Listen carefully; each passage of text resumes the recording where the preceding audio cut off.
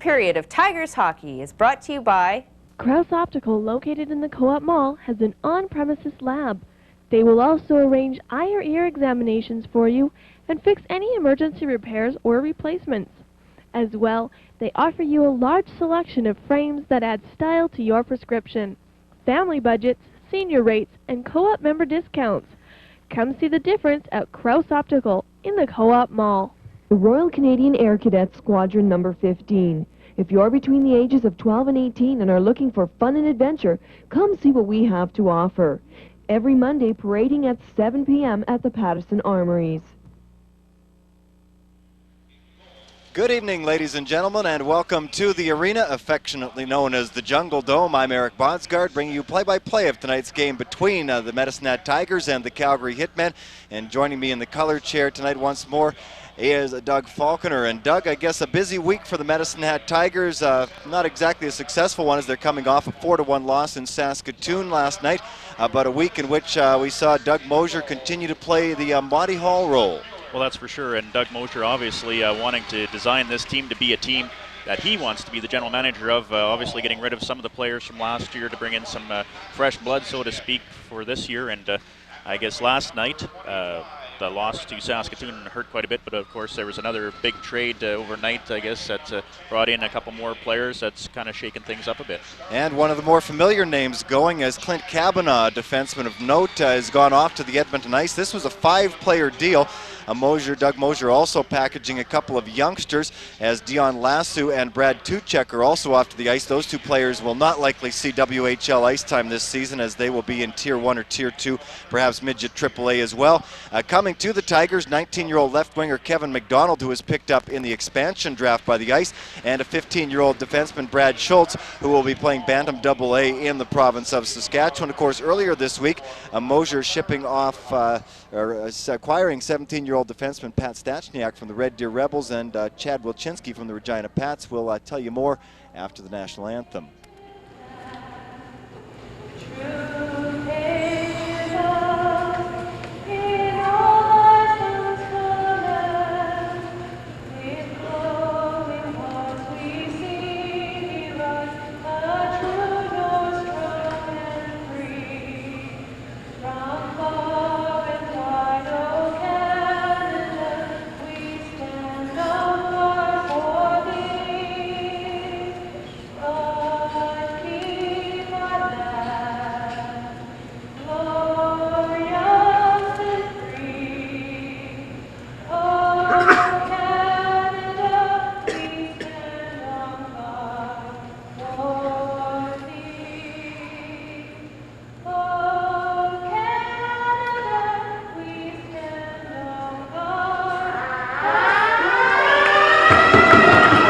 And the face-off for tonight's hockey game between the Calgary Hitmen and your Medicine Hat Tigers just moments away. Tigers, as mentioned, trying to recover from a 4-1 loss to the Saskatoon Blades last night. And I guess, Doug, frustration is probably the best way to sum it up. Of course, Saskatoon has had the Tigers' number for probably most of the 90s. In fact, talking to people here, they can't remember the last time the Tigers actually won in the Blades Arena. And last season, of course, they were 0 for 2, but doing most of the damage was that big line that the Blades had, that, of course, being Mark Dial, along with Frank Bantam and Clark Wilm. All three of those players have since moved on, so you would have figured the Tigers have had an easier time of it this year. Saskatoon rated by many, including the Hockey News, to be about the worst team in the Western Hockey League this time around, but I guess they're proving early on, at least against the Tigers, that that is not the case. Well, there has been an awful lot of turnover in the Medicine Hat Tigers lineup. There's been no doubt about that. And, of course, a lot of players were away at NHL training camps. And last Saturday when we were here, we had mentioned that a lot of the players weren't in the lineup for much of the preseason. So for some of them, it was the first chance they had to get to work with some of their new line mates. So a few trades, a few more days on the skates with some familiar teammates. And it'll be interesting to see how the Medicine Hat Tigers come out tonight after losing in Saskatoon last night. I understand it was a pretty quiet trip on the way home from Saskatoon. We'll see how the Medicine Hat Tigers react from that. Kurt Lackton, of course, is not a man to pull his punches, and he has said that he's very displeased with the performance of the Tigers so far. And I would rather imagine if they don't step it up, there will be more trades on the horizon. The starting lineup for the Tigers will be Chad Reach at center ice. He is flanked by Mike Ely on the right side, and on the left-hand side, that looks like Aaron Mosier.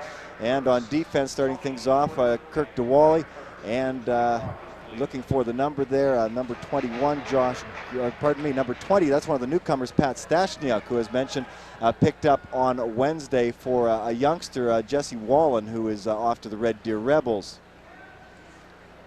Tigers starting out now. That is DeWally putting it up on the right side to Chad Reach. Reach coming in, hands it over to Ely, and a skate saved by Carlin Ethier, who is the starting goaltender tonight for the Calgary Hitmen.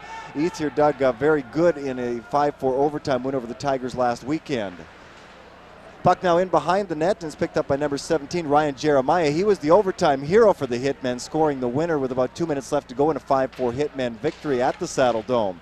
Tigers having trouble clearing it, and it's Jeremiah passing it up, and a backhand shot goes off a skate and rolls right to goaltender Scott Bueller, who of course is starting his 5th straight game for the Medicine Hat Tigers. That was Brad Moran with a backhand shot that I believe went off the skate of Rocky Thompson. So once again, play a little bit scrambly in the Tiger zone, and that's something they had trouble, Doug, with last Saturday against Lethbridge, just basically keeping things kind of calm and contained in their own end. Well, that's right, Eric, and off this top, we saw the Medicine Hat Tigers have a good opportunity. Chad Reach came in across the blue line, had a shot on goal there, but a fairly big rebound was kicked out, but nobody was there to pick it up. And then the Tigers ran into some of their old problems again, and that's trying to keep the puck out of their own end.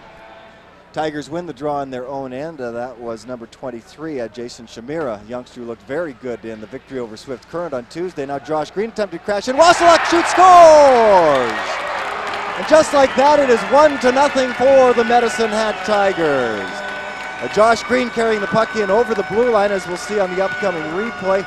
He kind of lost it off his stick, and Wasiluk played Johnny on the spot coming in on the right side. Made absolutely no mistake and buried it, Doug, on the short side of goaltender Carlin Ethier. Well, that's definitely the kind of start Medicine Hat Tigers wanted to get off to here tonight. They had a lot of trouble last Saturday night against the Lethbridge Hurricanes. They didn't score till well into the 3rd period.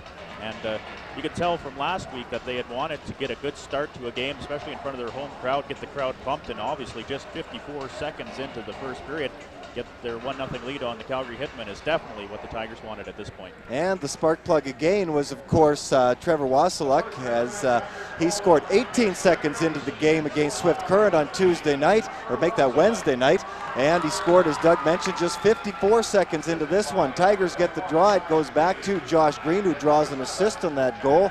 And I believe that that was the only assist that they would get. No, Chad Wilczynski with his first point at home, at least, as a Medicine Hat Tiger. Not sure whether he picked one up on the DeWally goal last night in Saskatoon. Here is Wilczynski with a nifty little pass from Josh Green. Test put out in front. Here's Josh Green, shoots, and a great pad save by Carlin Ethier.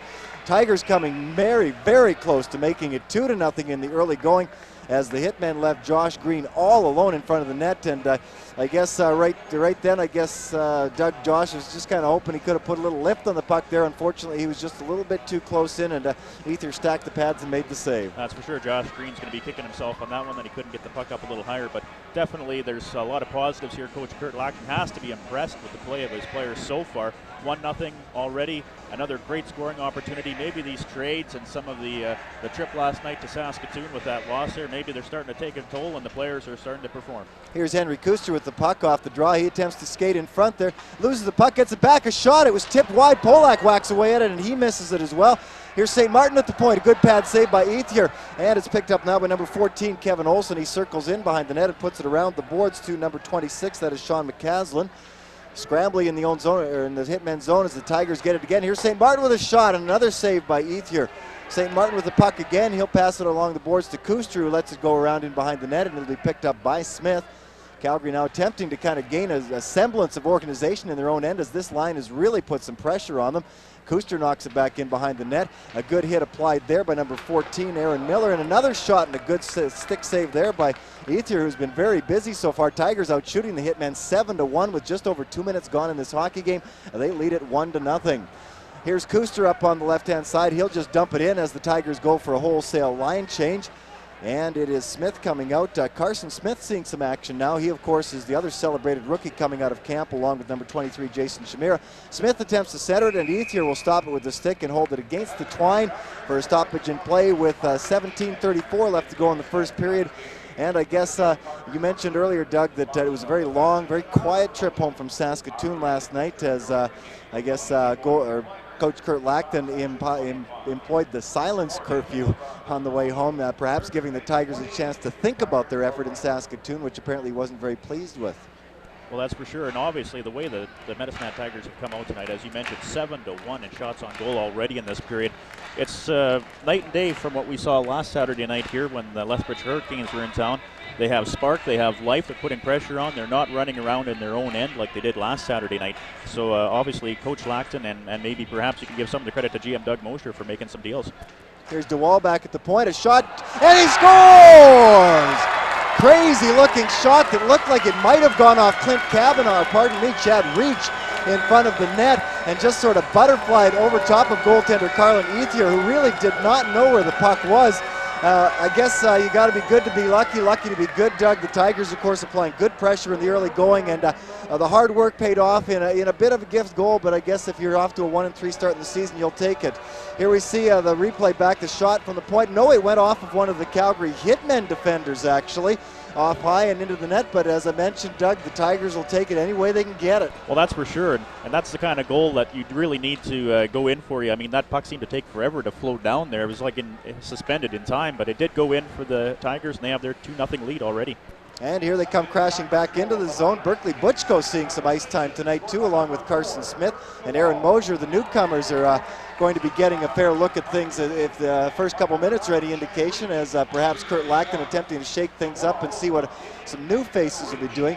Ely and Reach get the assists on that goal, which of course goes to number 11, Blair St. Martin. St. Martin has looked a little shaky in the early going of this season, but not too bad there. Here's Curtis Huppy circling around behind the net. He loses it, gets it back, loses it again. And the Hitmen coming out slowly to center ice, but it's poked off the stick of number 7. That's Thomas Migdal. And it's back in the Calgary end. Here's Morin putting it back to number 9. That is Kevin Russell. Russell just dumps it in as the Hitmen go for a change. We've got a stoppage in play, and I'm not sure whether we have a first penalty of the game coming up or not. We should take this time to tell you that tonight's referee is Al Smith. His linesmen are Don Huber and Jeff Click. And yes, I believe the Tigers are going to get the first penalty of the game, and it is Chad Wilczynski going to the box. And Doug, not exactly sure what the call is on that one. I never exactly saw what happened there either, Eric. It was somewhat mystifying to me. It looked as if it was a touch icing at in behind the net was what brought the whistle, but I guess the referee saw something we didn't. We'll have to wait for the call. We'll wait for the PA announcement, but Tigers' penalty killing, which has been nothing short of sensational in the first few games of the season, is going to be put to the test early tonight against Lethbridge. I know last Saturday they were very, very good. They've killed off a total of 3 two-man disadvantages, the Hurricanes scoring on a 4th, so we'll see how they do tonight.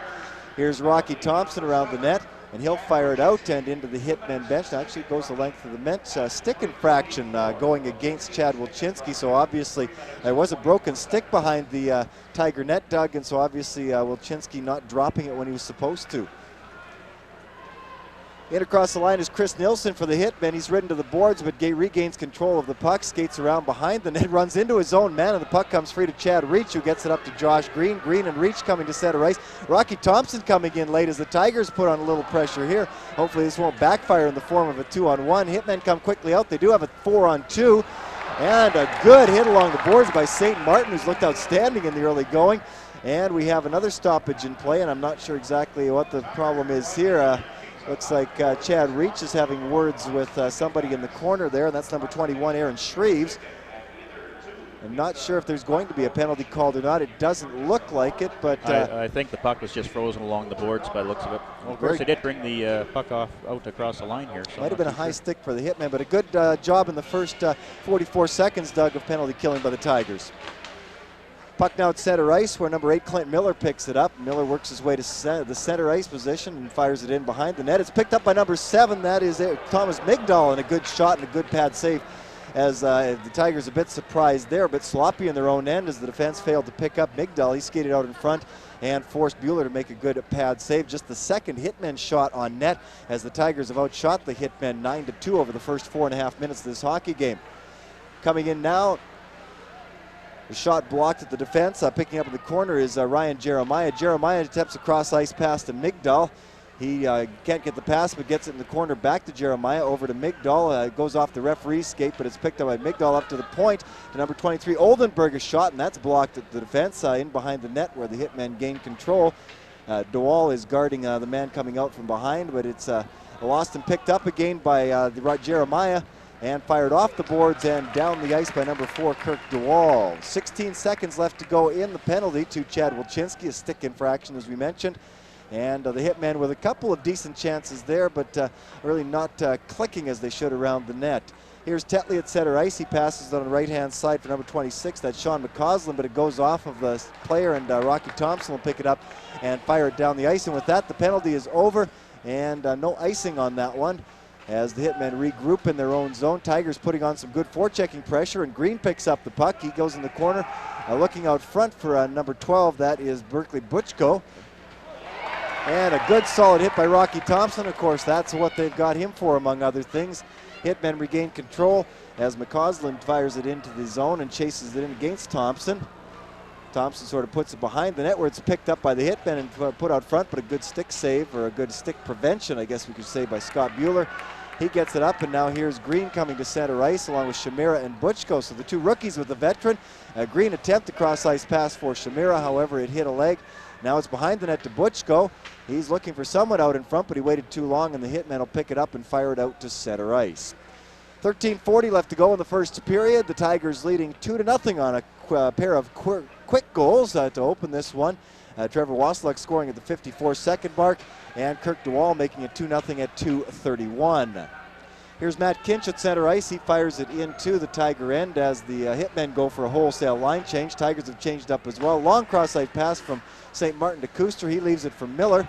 Miller dodges the check and gets it to Kuster, back to Miller as they play a bit of ping pong. Miller coming in a 1-on-4 and almost manages to make it all the way through, but gives the puck away where it's picked up by Kenton Smith. Smith gives it away as things getting a little bit sloppy here around the Hitmen blue line. Duwally now at center ice, attempts to dodge a check, but he gives it away, and it's picked up by number 24. That is Ryan Wandler. Wandler gives it up to Brad Cruikshank, who puts it in behind the net. Tigers will attempt to clear, but it's kept in at the point by 23, Jeff Oldenburg. Oldenburg, we should mention, was just picked up from the Kamloops Blazers. They released Oldenburg, and the Hitmen, of course, who are a very injury-plagued bunch right now, more than happy to get an extra body in camp, and so they snapped him right up. Hitmen putting on some pressure now as the Tigers attempt to gain control in their own zone. That's newcomer Pat Stashniak along the boards. He loses it, and a weak shot that is steered to the corner by Scott Bueller. Henry Kuster now banging along the boards, and the Tigers get it. Polak putting it behind the net. Stashniak tying up his man, and it'll be picked up by Dewally and headmanned up to Miller. However, the Tigers can't clear it as the Hitmen put on a little bit of forechecking pressure, and the Tigers kind of slowing down their skating. Polak attempts to clear it the length of the ice, or Dewall rather, but can't even get it past the skate of a Hitmen defenseman who stops it at the blue line. Now finally the Tigers get it and clear it into their own zone. A reach out in the ice now. He's out there along with Ely and Aaron Mosier. Goes back to Rocky Thompson at the blue line. Thompson cross ice to Wilczynski. Wilczynski up to Ely as the Tigers get things going here. Ely beats his man Shannon around the short side, but loses control of the puck. Now he's scrapping in the corner along with Shannon and Thomas Migdal. Reach in there to join him as we've got a full-scale scrum in the corner. Looking for the whistle are the Hitmen. And they can't get it. Mosier now has the puck bounce off and back in the corner to reach out to Wilczynski at the point. He tees it up, and it goes off the skate of number 7, Thomas Migdal, and out to Rocky Thompson. Will just fire it back into the Hitmen in. 11:15 left to go in the first period. Tigers leading the Hitmen 2-0. Here's Ely in the corner fighting along with number 17, Ryan Jeremiah. Now a couple of other players come in to join up. Thompson keeps it in for a moment, but it gets out to center where Aaron Mosier gets it and passes it to Mike Ely. Ely to reach as things getting just a little bit scrambly here. Puck back to Rocky Thompson in the Tiger end. Thompson, of course, the captain for 1996-97. Won it along with Mark Polak, the longest serving Tiger now with the Medicine Hat crew. Puck now back into the Medicine Hat end. Thompson will pick it up and fire it along the boards. Nice pass to Josh Green, who picks it up at center. However, Green all by himself, and he can't do anything about that as Matt Kinch picks up the puck and passes it cross ice to Lonnie Tetley. Tetley with the shot, and that one not too far from pay dirt as it went off his stick and deflected just over the crossbar. Tigers pick it up and get it to center. Here's Shamira, who looked awfully good against the Swift Current Broncos on Tuesday night or Wednesday night. He was named first star of the game, as a matter of fact, for his efforts. There's a shot that I'm not even sure that Carlin Ethier saw, Doug, as it sort of took a little bit of a dip, much the same way as the shot that Scott Bueller almost had go in on him at the other end of the ice. So Hitmen look like they're picking it up a little bit more. They're playing a little bit more physical hockey over the past 3 minutes, and it's starting to pay dividends. Well, that's for sure. Actually, we went probably about 7 minutes there, Eric, without a whistle, and I can tell you understand that you're enjoying your break here for a few minutes while they wait for a face-off to come. But again, a lot of sort of scrambly there. We did see a lot of end-to-end action, but no real sustained pressure by either team. I guess when you start going with line changes on the fly, you're not getting all the people out there that you want, and I suppose that's why it was kind of like that. Now, we had a whistle, and now they have the people out there that they want out there, and maybe we'll see some more sustained pressure by one or the other team here. Jason Shamira waved out of the face-off circle. Josh Green up against Chris Nielsen. Green wins the draw back to the point to O'Hara. That goes off a leg in front and is picked up by Cruikshank, who clears it out to center. A race for it as O'Hara beats Nielsen to the puck and just fires it back in. This looks like it'll be icing against the Medicine Hat Tigers. So after going, as you mentioned, about 7.5 minutes without a break, we get a couple whistles in the matter of 30 seconds there, and a chance here maybe to mention the fact I mentioned earlier that the Medicine Hat, or the Calgary Hitmen rather, are an awfully injured bunch, and Doug, they're without a lot of their key players as well in this game tonight against the Tigers. Well, that's right. Goaltender Aaron McDonald is out with a back injury for about 4 weeks, I figure. Ray Schultz has a broken foot. He's out for 4 weeks. He's a defenseman. Eric Maximenko has immigration problems for some reason. That's day to day, and we don't even want to ask about that. So we'll get into some of the other ones here as when we get our next stoppage. And of course, Aaron McDonald, who came over from Swift Current to Calgary last year, one of the best goaltenders in the Western Hockey League. And while Carlin Ethier has performed well for the Hitmen, at least against the Tigers in Game 1, or Game 2 of the season last Sunday. He is a youngster. In fact, we can tell you that he's 18 years of age, or maybe even 19 now, born in 1977. However, we can tell you that Aaron McDonald is going to be the go-to guy. And you mentioned a couple other guys out. Jesse Rozanzov, who came over from Regina last year, and he supplies a lot of toughness to the Hitmen lineup, and I know they certainly miss him. Yeah, you'd mentioned that he has been one of the spark plugs for the Calgary Hitmen, especially last year. Apparently he's tangled with Rocky Thompson a time or two, so he's one of those guys in the locker room that I'm sure the Hitmen look to for leadership. Indeed they do, and unfortunately it could be a very tough road to hoe for the Hitmen over the first month, as they will be without a lot of their key players for an extended period of time. Doug mentioning Aaron McDonald and Ray Schultz, both out for up to 4 weeks. Puck now fired around the Tiger nets, or around the boards behind the Tiger net. It's picked up now by Chad Reach, who clears it up on the right side. And picking it up is number 18, that is Carson Smith, out on the ice for another shift. Smith picks it up again. Tigers 3-on-none coming in, and a poke shot that was kicked aside. Smith might have done better just to pass it over the side to Chad Reach. 3-on-none, but unfortunately for the Tigers, they were a bit clogged up on that one and couldn't get the shot away they wanted. A back pass there, and called on the offside as number 7, Thomas Migdal, attempting to get a little too cute at the blue line. But again, the Calgary Hitmen, after a slow start, starting to show a little bit of intensity now. And for the Tigers, I think you mentioned the quick start that they got off to, something they desperately needed, Doug, after last night's effort in Saskatoon. Well, that's for sure. And we just saw a very close offside call here on the Hitmen. It was just a pass that came out just outside the blue line and back in again. And we did see a little pushing and shoving in the corner as well. So obviously these two teams are through feeling each other out, and they want to maybe start getting a little more aggressive, judging by some of the pushing that we have seen here. But 8:57 left in the first period, 2-0 Tigers. That's pretty much gone the Tigers' way so far. Indeed, as you got to look at trainer Dale King along the bench for the Tigers there. It goes back to Wilczynski in the Medicine Hat end. He passes it up to Berkeley Butchko, who just fires it in. Chad Ely, or Mike Ely rather, chasing it around the net, but it'll be the race will be won by Kevin Russell. Carries on into the corner where there's a bit of a scrum for it now. Calgary Hitmen apparently content to play it closer to the vest, and we got a penalty coming up here, and again, I'm not sure who it is. It's going to be a holding infraction, and you would think, Doug, just judging from the fact that it's in the Calgary end, that the Hitmen would be the Calgary Hitman would be the gentleman in question. Indeed, it looks to be number 9, Kevin Russell, who is headed to the sin bin. So that Tiger power play, which has been much maligned perhaps rightfully so, over the first portion of the season, will get a chance to strut its stuff. Well, this is a good opportunity for the Tigers to cash in on a power play. As we mentioned, they've had a tough year thus far. I think they're 1 for 20-something on the power play. But with a 2-0 lead, they can afford to be patient and work that puck around. I mean, last week against Lethbridge, we saw they were trying to force the issue when they were down whenever they had the power play.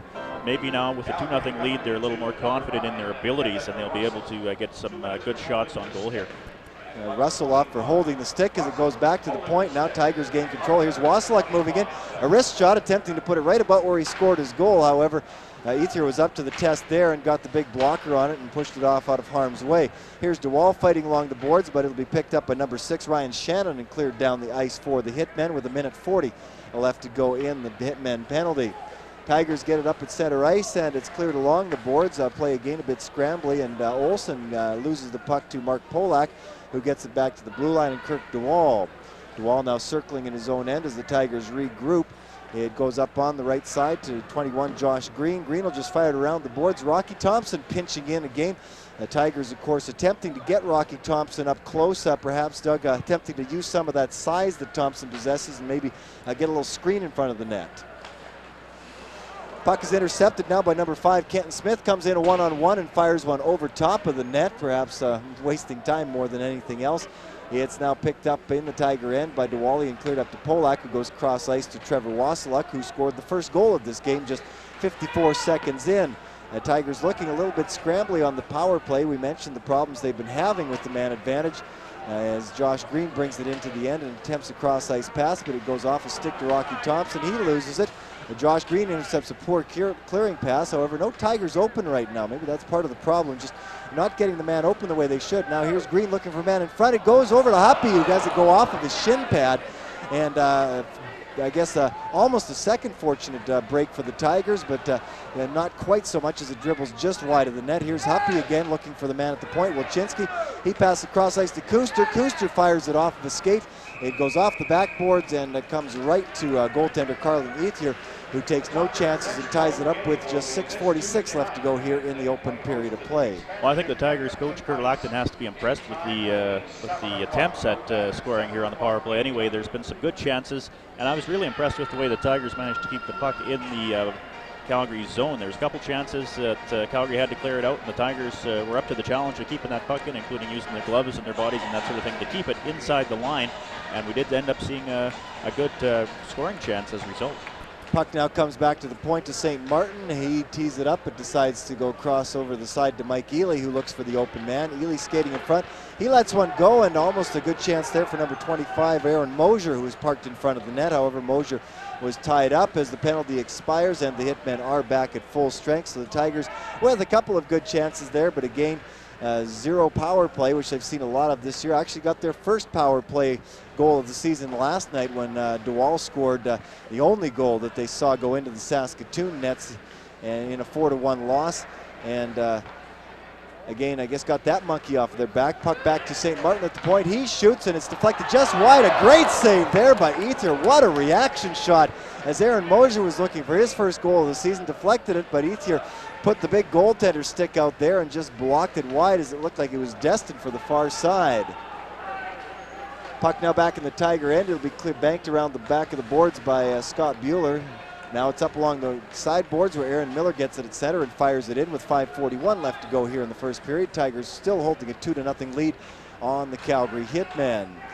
Here's Kenton Smith circling behind his own net, looking for the Hitmen to regroup, and as they bring it up out of their own end, it's Cruikshank, but he loses it to Kuster. Here's Kuster with a shot and a nice glove save by Ethier, who robs Henry Kuster. Kuster attempting to pot the far side on another Calgary turnover, but Ethier again more than up to the task. You know, last week we talked about Scott Bueller and how good he looked as a starting goalie for the Medicine Tigers, but boy, Carlin Ethier of the Calgary Hitmen has turned in a pretty good performance after kind of a shaky start, letting in 2 goals in the first 2 minutes and 31 seconds. He's been solid ever since, and you mentioned that one great play he had where he stole the puck, and we just saw on replay there that last save he made.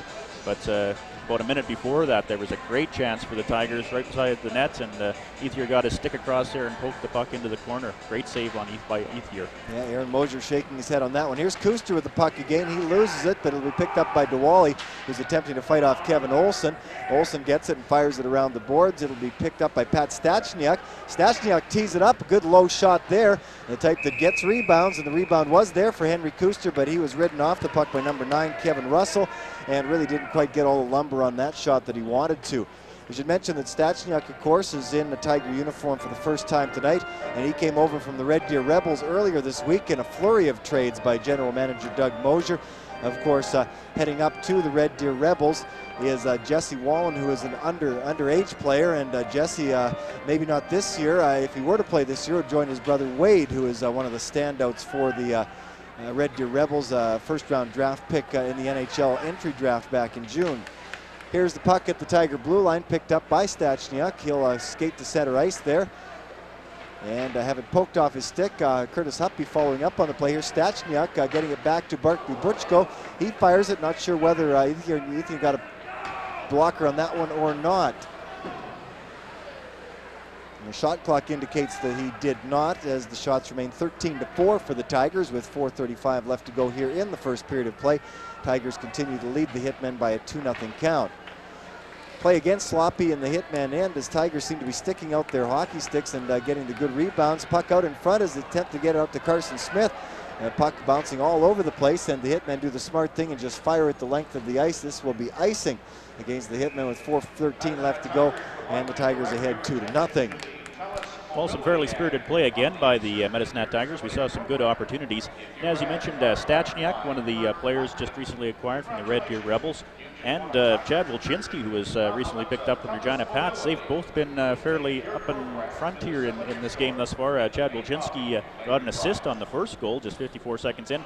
And of course, he also got the first penalty for the Medicine Hat Tigers at the 3:24 mark. But Wilczynski and Stachniak have both been paying dividends for the Tigers thus far in their first game. They've looked pretty impressive here. Shamira wins the draw from the face-off circle, gets it back to Thompson, who fires it wide. Wilczynski will put it in behind the net for Trevor Wasiluk, who's out there along with Shamira and Josh Green. Nice move by Wasiluk, who scoots around the outside. Fans were looking for a slashing penalty against the Hitmen on that one. Fired it just wide of the net. Here's Shamira fishing for it. Josh Green now has it. Cross ice over to Wasiluk, but a good job of tying up Wasiluk by Brady Austin. Should mention Austin, the ex-Tiger, who of course was sent over to the Calgary Hitmen for Kirk Diwali earlier in the season.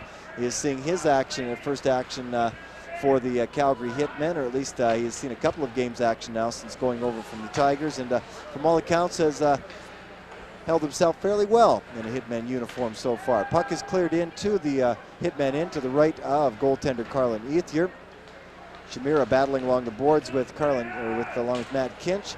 And Josh Green comes in to help out and gets the puck. However, it's cleared the length of the ice, and this will not be icing, or it shouldn't be icing. They're calling it icing, but I would have thought that Josh Green was the man who actually put the puck the length of the ice in, attempting to poke it back to his defenseman at the point. But no matter, it will go back into the Hitmen zone with 3:11 left to go in this first period of play. 14-4 now the shots on goal, and I'd say probably a pretty good reflection of the overall play. The Hitmen have evened things out, Doug, a little bit more on the territorial side, but really the Tigers in there, when they do get the puck into the Hitmen zone, seem to be getting the better of the chances. Well, that's right. The Tigers really took it to the Hitmen in the first 2.5 minutes. That's when they scored the first 2 goals. We have seen the Hitmen play a little better since then, but you'd have to say the Tigers have played a lot better overall in this period. Indeed, they have, something that I know that both the team and the coaching staff was desperate to see. Here's O'Hara at the point. It goes off of a leg and just wide.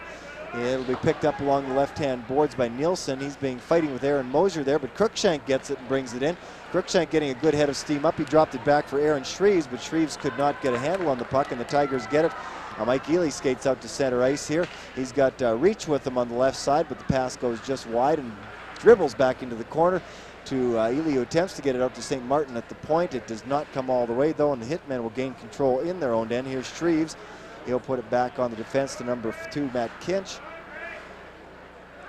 Pardon me, that's number 23, Jeff Oldenburg, newly acquired from Kamloops. Having troubles, though, the Hitmen again, and Josh Green, or rather, good shot there by Mark Polak, but it goes just wide as the Tigers have a couple of chances there, but can't seem to find the range. They didn't get the puck on the net, but they continue to swarm all over the Calgary Hitmen, putting pressure on a rather young and inexperienced defense in particular. Here's Cruikshank just clearing it the length of the ice, as I'm sure that the Hitmen satisfied just to kind of get a stoppage in play here, Doug, and maybe gather their thoughts as the Tigers putting on some serious pressure, especially down low in the zone, and that resulted in a couple of favorable cough-ups. Well, maybe we spoke too soon when we said that the Calgary Hitmen had settled down in this period. It's been pretty obvious in the last couple of minutes here in the first period that the Hitmen are all but just trying to keep the puck out of their own end, and obviously icing is not out of the realm of their panic here at this point. So if the Tigers can keep up this pressure, there's another minute 56 left here in the first period.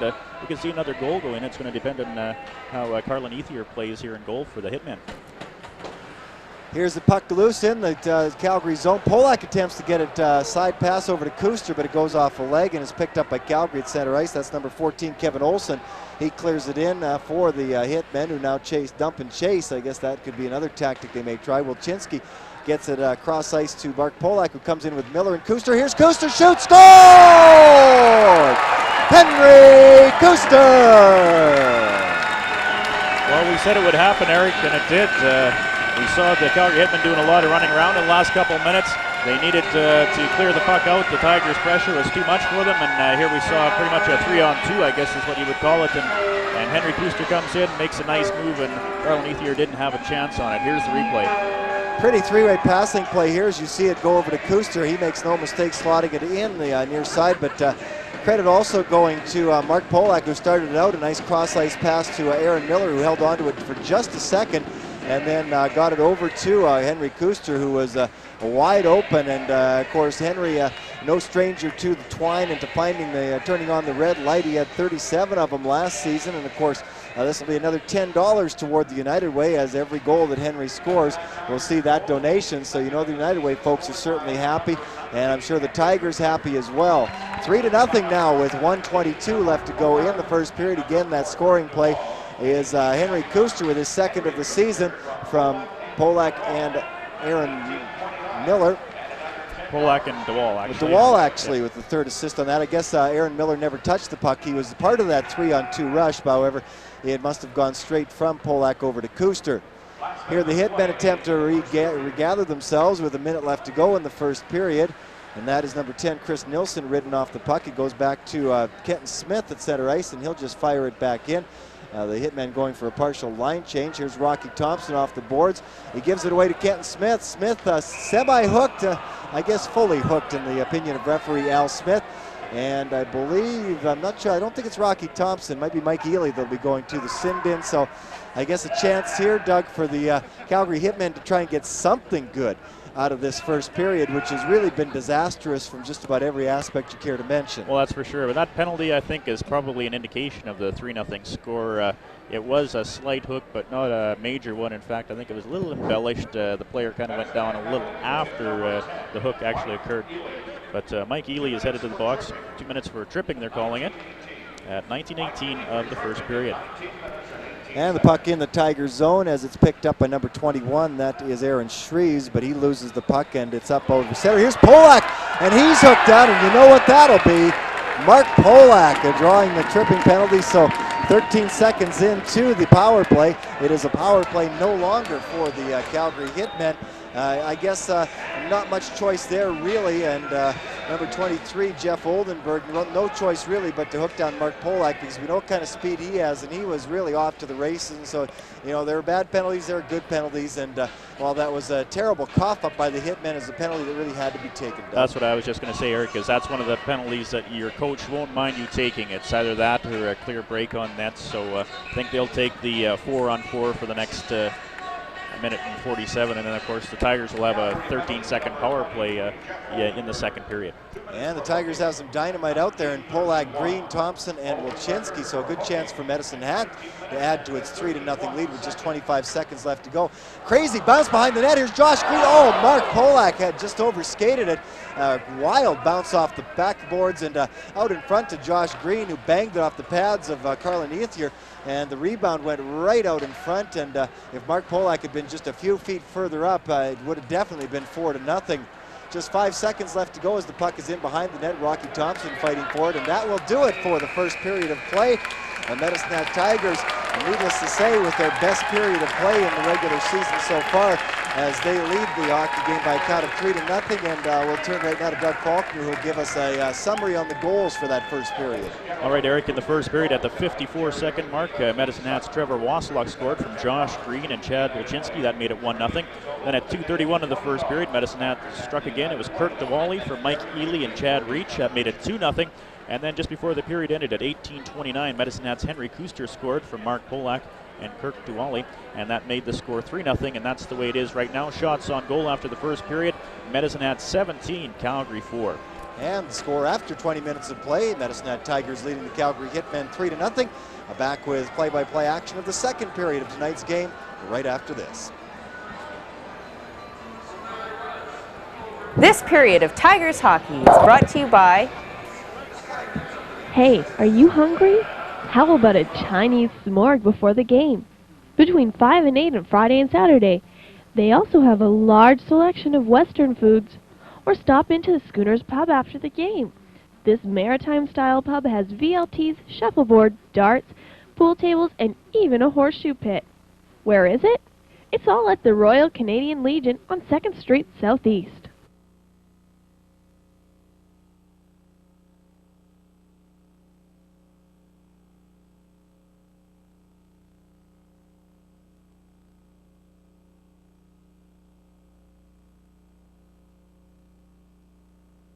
The second period of tonight's hockey game between the Medicine Hat Tigers and the Calgary Hitmen. I'm Eric Bodsgard along with Doug Falconer. And of course the Tigers leading 3-0 after 20 minutes of play. The marksmen in that opening period, Trevor Wasiluk, Kirk DeWall, and Henry Kuster. And it'll be interesting to see what the second period brings, Doug. I know we don't have the stats on it for this year. However, the second period last year for the Tigers was really their bugbear. Despite the fact that they finished under 500, they tended to have pretty good first periods, keeping close to most teams in terms of goals for and against.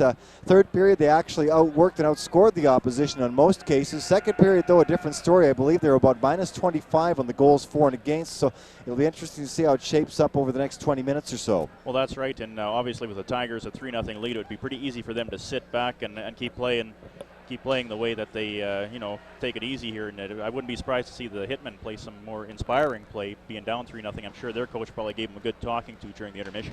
And here's a shot on goal by number 7, Thomas Migdal, and that's kicked aside by Scott Bueller, just his 5th shot of the game. Wasiluk attempting to go wide on Smith, however, he can't quite get the angle he wanted, and a kick saved to the corner by Carlin Ethier. That is Ethier's 19th or 18th shot of the game so far. Puck now behind the Calgary zone, and it'll be picked up and cleared out to center ice. In fact, the length of the ice, this going to be no icing on this one, as it went between two Tigers, and the referee deemed that Medicine Hat Tiger could have gotten to it. Given away now, a bad giveaway by the Tigers, and a good save by Scott Bueller off the stick of number 20, Brad Moore, who was allowed to walk right in front. So again, as you warned, Doug, Tigers have to guard against complacency here, as they had it all their own way in the first period. Here's Josh Green attempting a through the player's pass to Trevor Wasiluk. It doesn't go, and it's picked up at center by number 17, Ryan Jeremiah. Jeremiah, as mentioned, the overtime hero last Sunday, as he scored to give the Calgary Hitmen a 5-4 win against the Medicine Hat Tigers, the Hitmen's only win of the season thus far, as they sit 1-4 and in the basement of the Central Division. Tigers are 1-3 and currently 3rd behind the Lethbridge Hurricanes, Red Deer Rebels, and the Edmonton Ice. Puck now back to Chad Wilczynski at the Tiger blue line. He goes cross ice to Thompson, who'll just loft one in. The penalties are now over to Eric. There's a couple penalties entering the second period. And that is correct. And a shot out in front, and a great save by Ethier off the stick of Aaron Miller, who was going for his first goal of the season there. And you're correct on that one, Doug. We almost forgot that there were a couple of late penalties in the first period of play. We could tell you that Mike Ely went off for tripping at 19:18, and then just 13 seconds later, Jeff Oldenburger for tripping on a partial breakaway that would have sent Mark Polak in all alone. So Tigers actually had themselves a 13-second power play there, but failed to capitalize. So I guess technically, Doug, they are 0 for 2, although we really can't put too much credence on that one. Well, that's for sure. Actually, it was more of a 4-on-4 there. We did see a fair bit of up and down action here, but no real good scoring opportunities during that 4-on-4 exchange. A puck in the Hitmen zone. He goes back to the point to Thompson as the Tigers win the draw. Thompson waiting for a setup screen, and he gets it, and a shot that is saved the last minute. Carlin Ethier with a good job of getting the pad out in front, and Rocky Thompson, who of course has been the man that they've been trying to send to the net, Doug, to create some chances there. Instead, waiting for some of his players, some of the Calgary Hitmen to kind of congest the front of the net and try and sneak one through. That's right. Ethier had a clear shot at that attempt on net there. He was able to see it all the way, of course, so it was not much of a scoring opportunity for the Tigers on that play. Here's Wilczynski at the point. His shot is partially blocked, and the puck is picked up. I believe that is Nielsen, number 10, skating to center. He comes in, attempts to beat Wilczynski on the outside, does so, but a good tap of the stick by Wilczynski, and he causes Chris Nielsen to lose control of the puck. Wilczynski now leading the rush to center. However, the puck goes in behind a couple of the Tigers. They are forced to go back out as there's a late offside call. Rocky Thompson then backhands it back to center ice, and is picked up by Matt Kinch at the Hitmen blue line. Goes off the stick of number 24, that's Ryan Wandler, and into the Tigers zone. Wandler, though, on his own side of center ice, and that means it'll be an icing call with Blair St. Martin back to touch the puck. 17:24 left to go here in the second period, and the Tigers leading the Hitmen by a count of 3-0. We've seen some pretty uninspired play thus far, Eric, here in the second period. After a fast start in the first period, the Medicine Hat Tigers have sure slowed down a fair bit here. I'm not too sure if it's designed that way. If Coach Lackton said, all right, we got a 3-0 lead, let's work on our just keeping the puck out of our zone and just keeping sustained pressure on Calgary, or what exactly the game plan is, but there hasn't been much inspired play thus far. No, Tigers may be content with their 3-0 lead. Perhaps they'll lull the Hitmen into a false sense of security by not scoring for a while. Here's Green with the puck in the corner, but he loses it, and it's cleared up to center ice by the Hitmen, where O'Hara picks it up, and the Hitmen's it up to Wasiluk. He collides with Jason Shamira at center ice, and it's picked up by St. Martin, who gets it to Wasiluk. To Green, comes in, partial breakaway, and a nice pad save there by Carlin Ethier, and a bit of aggressive hooking on the stick of probably Jeff Oldenburg, who might be going back into the penalty box for the second time inside of 5 minutes. However, really, that one is a hard penalty to take, whether it's Oldenburg or whoever is going to be going. It should be a hooking penalty, as Green had a partial breakaway, and they were doing the job of tying him up. It is Kenton Smith actually going to the box, and really I would be hard-pressed, Doug, to call that a bad penalty, because I don't really think it was a penalty. I thought Smith did a good job of just harassing Green enough to keep him off balance to the point where he couldn't quite get the shot. We'll see it here on the replay, and we'll see Smith come in there, and I don't know how they could call that a penalty. I mean, he tapped him once on the arm, so you want to call slashing. If you're Al Smith, I'd say that's a pretty dicey penalty. Here's Wasiluk at the point, a shot that Ethier did not see, but fortunately for him, it was tipped wide. Duwally gets it in off the point to Green. Green being hounded, he'll get it back out to Duwally, who goes cross ice to Wasiluk, over in the other corner to Polak, out in the center to Green, and Green missed the puck, but it went back to Duwally. Now here's Polak with a shot that goes off a body and just wide, as the Tigers get some good pressure during this power play, but can't get one on the net right now. Behind the net, Rocky Thompson way down deep, as the Tigers only have one man at the point, and that's Wasiluk. Here's a partially screened shot that goes into Ethier, and he's forced to make two saves there as his man tapped it back in there. I believe that was Jeff Oldenburg, and kind of a dangerous one. We came close to having an own goal on that one, Doug, but a terrific first 35 seconds for the Tigers on that power play. Well, the difference between the Medicine Hat Tigers power play tonight and last Saturday night, the last game we did here, is just night and day again. We've seen some good sustained pressure. They've been able to keep the puck in the Calgary Hitmen zone. The Hitmen did have the box going there. They had, but the Tigers did have the Hitmen in pretty deep, so their point men were open. Wasiluk partially fanning on that screenshot, but he gets it back. Oh, Josh Green had a wide open net if he could have only corralled the puck, but he missed on it. Regains the control of it and gets it back to Duwally. Duwally backhands it in to keep it onside, and a nice job by Green to get it over to Polak. He misses on the one-timer, but he'll get it behind the net to Thompson. Thompson now back to Polak in the corner as the Tigers continue control of the puck with 59 seconds left to go on the shot power play. That one goes off a defender, and then a shot by Polak just whistles wide. So the Tigers getting their chances, but not capitalizing. Hitmen finally get the puck, and it's cleared down the ice by number 14, Kevin Olson. Just 45 seconds left to go in the hooking or slashing penalty, whatever you want to call it, to Kenton Smith. And they are calling it slashing indeed. And there's Polak with a nice nifty pass up to Green at center ice. Green coming in. Wasiluk looked offside on that one. However, the linesman says no. Out in front, Thompson just barely misses it. Wasiluk tries to get it cross ice to Polak, but that won't fly. And it goes out to center ice where it's picked up by Chad Wilczynski. Just 20 seconds left to go in the Tiger power play. Here's Henry Kuster coming in. He whistles one that Ether is forced to make a good pad save on. It's picked up now by Josh Green as the Tigers continue to control. Green looking for man out in front. He fires it, dribbles between the pads of Ether. Ether exceptionally lucky there as it dribbled through his pads and just went wide of the far post. 25th shot on goal for the Tigers. Here come the Hitmen, and a weak shot on goal there by Jeremiah as the penalty has now expired. Calgary back at full strength. It's flipped wide of the net by Oldenburg. Jeremiah picks it up behind the net. He gives it off to number 7, Thomas Migdal, as the Hitmen attempt to get some control going here. Batted back in by ex-Tiger Brady Austin behind the net, and it'll be Jeremiah and Wilczynski fighting for it. It comes to Nielsen now. He gets it back to the point. Austin misses it, and it'll go the length of the ice as the Hitmen are forced to head back and regroup with 14:21 left to go here in the second period. The Tigers leading the Calgary Hitmen by a count of 3-0.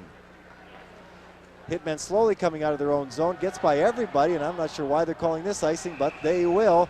That went through enough bodies to almost be called croquet on that one, Doug, as I can't believe that there couldn't have been about 3 Tigers that could have reached out and touched that one, but regardless, we have a face-off back in the Calgary end. Well, there's been a couple calls this game that we've sort of been a little uncertain about on the part of the officiating, but they're correct more often than not, so I guess we're not going to hold it against them on this case. But at this point of the second period, 14:06 left, 25-7 the shots on goal for the Medicine Hat Tigers at this point, and you just have to kind of wonder how the Hitmen's bench is deep, what their deep bench depth is, I guess is what I'm trying to say.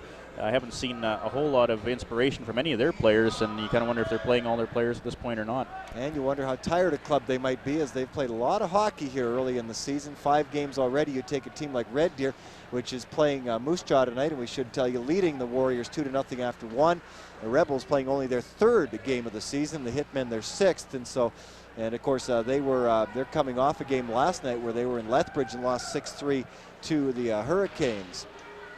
Puck is flipped out to center ice and corralled by Dion Wandler, but unfortunately he is over 2 lines, and this will come back inside Hitmen territory. As you mentioned, a good power play for the Calgary Hitmen, or for the Medicine Hat Tigers, and I guess it should come as no surprise, Doug, that they had Mark Polak, Trevor Wasiluk, and Josh Green out there, 3 of the more productive Tigers here over the first 4+ games of the season. Well, the Tigers are looking for any pluses they can get, and they obviously, those players have been cashing in for the Tigers thus far this year. It's been a tough start to their year, but they have had a couple players shine, and those are the ones who have been getting a lot of the ice time on the power play. And once again, we have seen a lot of improvement from last week on the Tigers power play. And in intensity, I think, too. There's a screen shot by O'Hara that dribbles through, and Ethier sees it at the last minute for his 26th save of the season. I believe that's 26. Sometimes the score clock doesn't give us all the bulbs.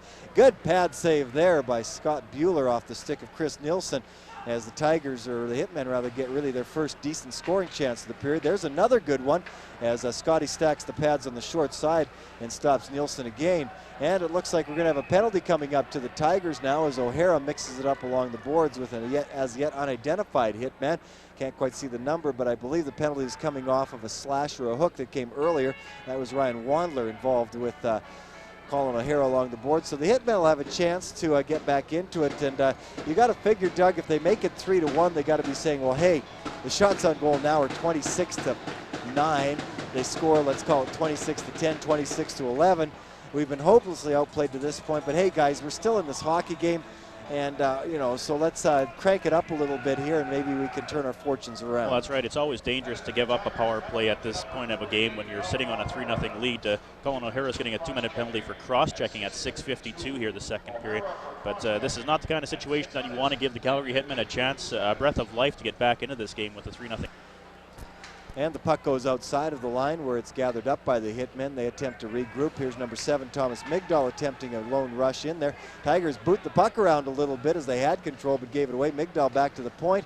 The shot is blocked there, but gathered up again by number 27. I'm not even sure who that is. And a shot goes just wide. Actually, that was 23, Jeff Oldenburg.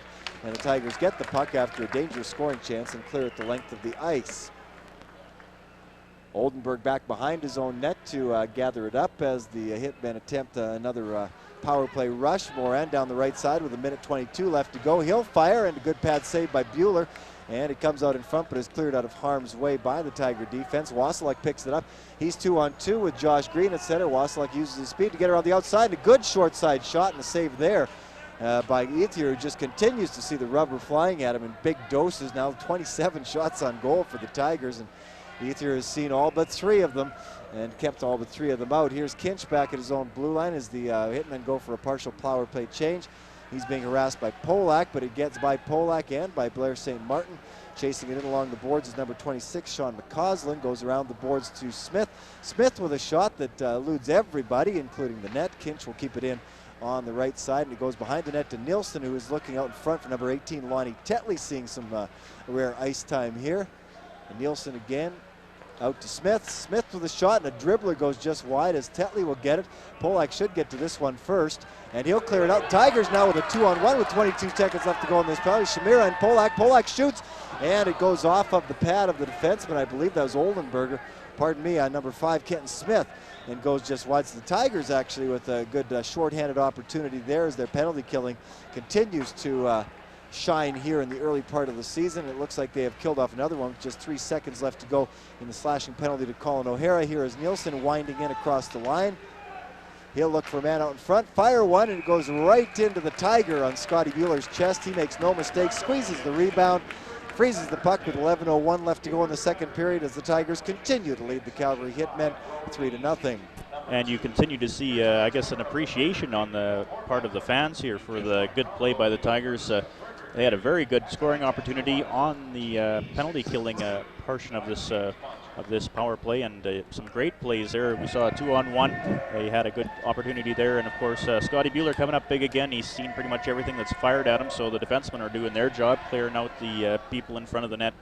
All in all, Coach Kurt Lackton must be pretty happy with the way this penalty was killed. And of course, if you're Scott Bueller as well, you've got to be concerned with keeping your intensity up and your concentration, because of course he's gone stretches, quite a few long stretches where he hasn't seen a whole lot of rubber.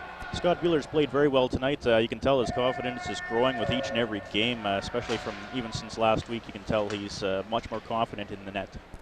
And here's DeWall behind the net. He passes up along the boards to Ely. He is being hounded by his opposite number 10, Chris Nilsson, so he'll just pass it around to Stashniak. Stashniak return pass to Ely. He's 1-on-3, so he'll be looking for a little help as Aaron Mosier attempts to catch up into the play. It goes back to DeWall with a good hard low shot that just whistles wide. It'll go back to Stashniak at the opposite point. And behind the net where it'll be collected by Chris Nilsson, who's been one of the few Tigers, or Hitmen rather, that we can really put a plus on, because he's had a fairly solid game. There's a long shot that handcuffed Scott Bueller to a degree, but it still flutters harmlessly wide. Mosier picks it up, puts it over to Ely, who will just fire one on the net. Harmless shot that, of course, Ethier has no trouble with. Kinch behind the net, and he'll pass it off to, I believe that is number 12, Brad Cruikshank, who fires a long one in that Bueller has no problem with. Now the return, as the teams tend to go end to end. Here's Mosier. He had an opening there to get it into Ely, but didn't quite see him, so he'll put it back to the point likely. No, he puts it into Ely. Ely with a backhand shot there that Ethier guards the short side on. Here's Barkley Butchko out there on the ice for a rare shift here, first of the second period. Carson Smith as well out there with Curtis Huppy as a couple of the rookies get a chance. I believe these 3 players know each other quite well, as Smith, Huppy, and Butchko were line mates during training camp. Curtis, of course, a veteran, but not off to training camp, and the others were rookies and saw a lot of ice time with the veterans off to NHL training camps. Here's Butchko as he loses the puck behind the net, goes back and gets it. Carson Smith again looking for Thompson back at the point. Rocky's got it. Screenshot in that goes off the skate of a Calgary defender. And that is number 24, Ryan Wandler, who doesn't take kindly to a hook off the stick of Curtis Huppy and gives him the eye. So, I don't know, you might see a bit of bad blood here creeping up, Doug, as the Hitmen perhaps getting a little bit frustrated with the game now half gone. Shots on goal 29-13, and while they put a couple of solid shots on Scott Bueller over the past couple of minutes, nothing that any WHL goaltender, never mind the one the ilk of Scott Bueller, will have any trouble stopping. I think you can see the Calgary Hitmen's frustration is beginning to show. Kurt Lackton, of course, looking on as the face-off goes into the corner. But obviously the Hitmen have seen some good opportunities go by the boards here, and they know their time is slipping away. We're down to about 9 minutes left here in the second period. Green in the corner attempting to get it out to Wasiluk, but it'll be picked up by Thomas Migdal. He in turn loses as the Tigers continue to put on pressure. This line in particular has been outstanding tonight. Wasiluk, Green, and whoever they have out with them. It's been a combination of Shamira and also Aaron Miller on occasion, but Green and Wasiluk certainly very, very solid tonight. Here's Shamira at center, attempts a behind the back pass to Wasiluk, but unfortunately for Wasiluk, he was tied up by Oldenburger and couldn't quite catch up to the puck despite the speed he possesses. Here's Migdal at center ice. A 3-on-2 here as Jeremiah, pardon me, has a shot go off a stick and wide. Puck back in again, it's shot harmlessly wide as the Hitmen start to buzz a little bit here as Migdal and Jeremiah attempt to step up the play. They're on out there with Brad Morin at the moment, but the Tigers have the puck and a cross ice pass to Wasiluk, who's attempting to get around Smith. He cannot, so he'll wait for someone to catch up and do a little wheeling and dealing there as he puts one off the blocker of Carlin Ethier. Ethier, a return shot there that he has no problem with as well. The Tigers have now hit the 30 shot mark with just over half of the game gone, so maybe they might hit that 51 shot plateau that we were talking about earlier, Doug. Well, that's very possible, and once again you see the Tigers are just putting the puck on the net, and that's all you can ask of the team. They've had a couple of big rebounds come out. Carlin Ethier has given out some pretty big rebounds thus far, and that's all you can ask of your team is put those shots on net. You might get a rebound, somebody will be in the right place at the right time and you'll pop another one, but as it is, it's still 3-0 for the Medicine Hat Tigers at this point, and they're full marks for it. Yeah, and credit to him for not being overly fancy. Here's a shot from Stashniak at the point. We just mentioned Stashniak. Doug Mosier acquired him because he likens him to Chad Wilczynski. He feels he's a man that can contribute on the power play and has some good offensive skills. However, you look at his stats from last year, no goals, no assists, no points in 32 games for the Red Deer Rebels, but Doug sees some potential there, and I think judging from his play tonight, he is a man who can certainly contribute on the power play, and they'll be looking for him to make up for the absence of a veteran like Clint Kavanaugh. There, a shot from Stashniak, and fortunate save there for Ethier, who really didn't see the puck at all, but went down into the butterfly position and managed to get a piece of pad on it. 30-second shot on net for the Tigers this game. We do have a penalty coming up, and it looks like Mark Polak is going to the box, and this one, Doug, could be a retaliatory penalty. I think actually we might see, is it just going to be the one player here? I don't see the other bench opening, so might be a retaliatory penalty. It looked like Polak turned around and took a swing at someone. Yeah, that is actually. There's two. There's okay, one for holding and one for roughing here. Kenton Smith going to the box, and so obviously Mark Polak taking exception to Kenton Smith's hold as he tried to free himself, and so he did a little bit of a shrug with the shoulders and the stick and caught him with the stick, I believe, and so both will be going off for 2 minutes. So these are our first coincidental minors of the hockey game tonight, which of course means a 5-on-5. Chad Reach is up front with Aaron Miller along with Trevor Wasiluk. Pardon me, Henry Kuster, as Kuster, for one of the rare times, not out there with Mark Polak. We got Stashniak and DeWall back on the points. DeWall puts a weak shot in. Here's Reach in front of the net. Couldn't quite get the handle on the puck. He attempts to get it out front to Aaron Miller, but he's tied up nicely back there by number 2, Matt Kinch. Here's Thompson back to the point. Miller back to DeWall, who fires it just wide. Stashniak will pick it up. He fires a weak one in that flutters over top of the net and goes to Henry Kuster in the far corner. He'll put it out to DeWall, back to Kuster, but it'll be picked up by Kinch, who put it off the boards. Kept in though by DeWall, who's shown some good prowess there. He moves in and maybe attempt to get a little bit too cute as he tried to backhand pass to the side of the net. A one-timer for Henry Kuster, where I think, Doug, where he was, probably would have been better off maybe just firing the puck. That's right, maybe get a shot on goal. You're likely to get a rebound from that close in anyway. You might be able to pop it by the goalie as he's going the other way. Here's Aaron Miller, intercepts the puck and brings it back in. He's only got Chad Reach with him, so they'll need a little bit of cavalry here if they hope to mount an attack. Doesn't look like they will as Kinch picks it up behind the net and starts out slowly to center ice for the Hitmen. He'll just fire it in and go for a line change, as will a couple of his other mates. Here's Huppy, though, might catch them just a little bit flat-footed. Huppy with a low screamer that goes wide and will find its way onto the stick of Thomas Migdal.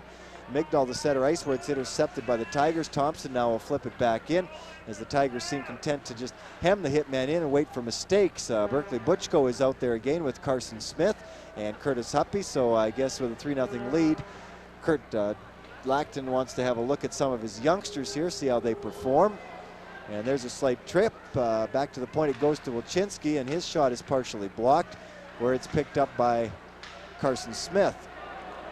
Tigers lose the puck, and here comes Migdal in. He's looking for a man in front, but likes to shoot it, and it skims it just wide of the net. Crush along the boards, and Carson Smith will put it up off the skate of Oldenburger. That'll go just the length of the ice, but not long enough for icing. Smith comes in and applies a good hit, although he didn't get as much of the body as he would have liked. And here comes number 6, Ryan Shannon, into the Tiger zone. He gets the puck back and fires it just wide. This will make its way out over the blue line and the length of the ice. Of course, Carson Smith and Berkeley Butchko should be well familiar with the Calgary Hitmen, as of course these two teams met twice in exhibition play, and that's when most of the rookies were in camp, and that meant that those rookies such as Carson Smith and Butchko got a lot of ice time.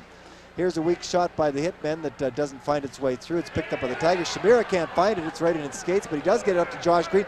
Could be a 2-on-1. Trevor Wasiluk looking for a feed there. Oh, Wazzy goes just a little bit too far behind the net and wasn't in proper position to tap it by, and believe me, he would have had a tap in. Here's Wasiluk again using his speed, and a good hard shot there.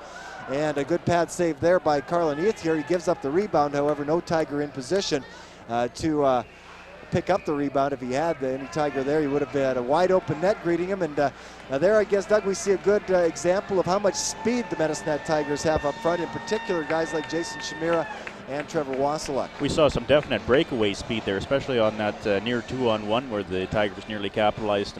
And once again, Eric, we had another extended play there, of course. At 12:19 of the second period, Kenton Smith for Calgary and Mark Polak of Medicine Hat had those coincidental minors. Smith for holding, Polak for roughing, and that was the first whistle since that penalty. Those players finally got out of the penalty box, and they'd sat in there for quite some time, but it was just one of those situations where the play just kept going on and on. And to no surprise, Polak is right back out on the ice as he's had a good rest. He loses the draw, and the Hitmen clear it in. That's Tetley. Bueller almost loses it, looking dangerous. He was number 26, Sean McCaslin, but now it'll be Stashniak behind the net. He gets it up to Miller, who takes a good hit but delivers a nice cross-ice pass to Kuster. Kuster having a little trouble finding the handle, but a nice dip and dive there. Another one. Oh, Henry should have shot. I'll tell you, that was a nice couple of moves by Henry Kuster, but then he tried to get too cute, and we mentioned Tigers have been doing a lot of shooting lately, and that's basically what they got to do. Don't try to get too cute. Shoot the puck, look for the rebound, and something is bound to go your way. A good stand-up play there by Stashniak, who turns aside Wandler, attempting to go one-on-one. Polak will now pick it up behind the net. Stashniak running interference for his forward with 4 minutes left here in the second period, and the Tigers continuing to lead by a count of 3-0. Here's Miller chasing the puck down. He'll clear it up to the blue line where it just gets by Brady Austin. Hitmen now pick it up and clear it back in, delayed offside, but Stashniak will get it up to Ely. Ely's got Mosier trailing behind him. I don't know if he sees him there, so he attempts a solo rush there, and he scores! Nice individual effort there, dug by Mike Ely.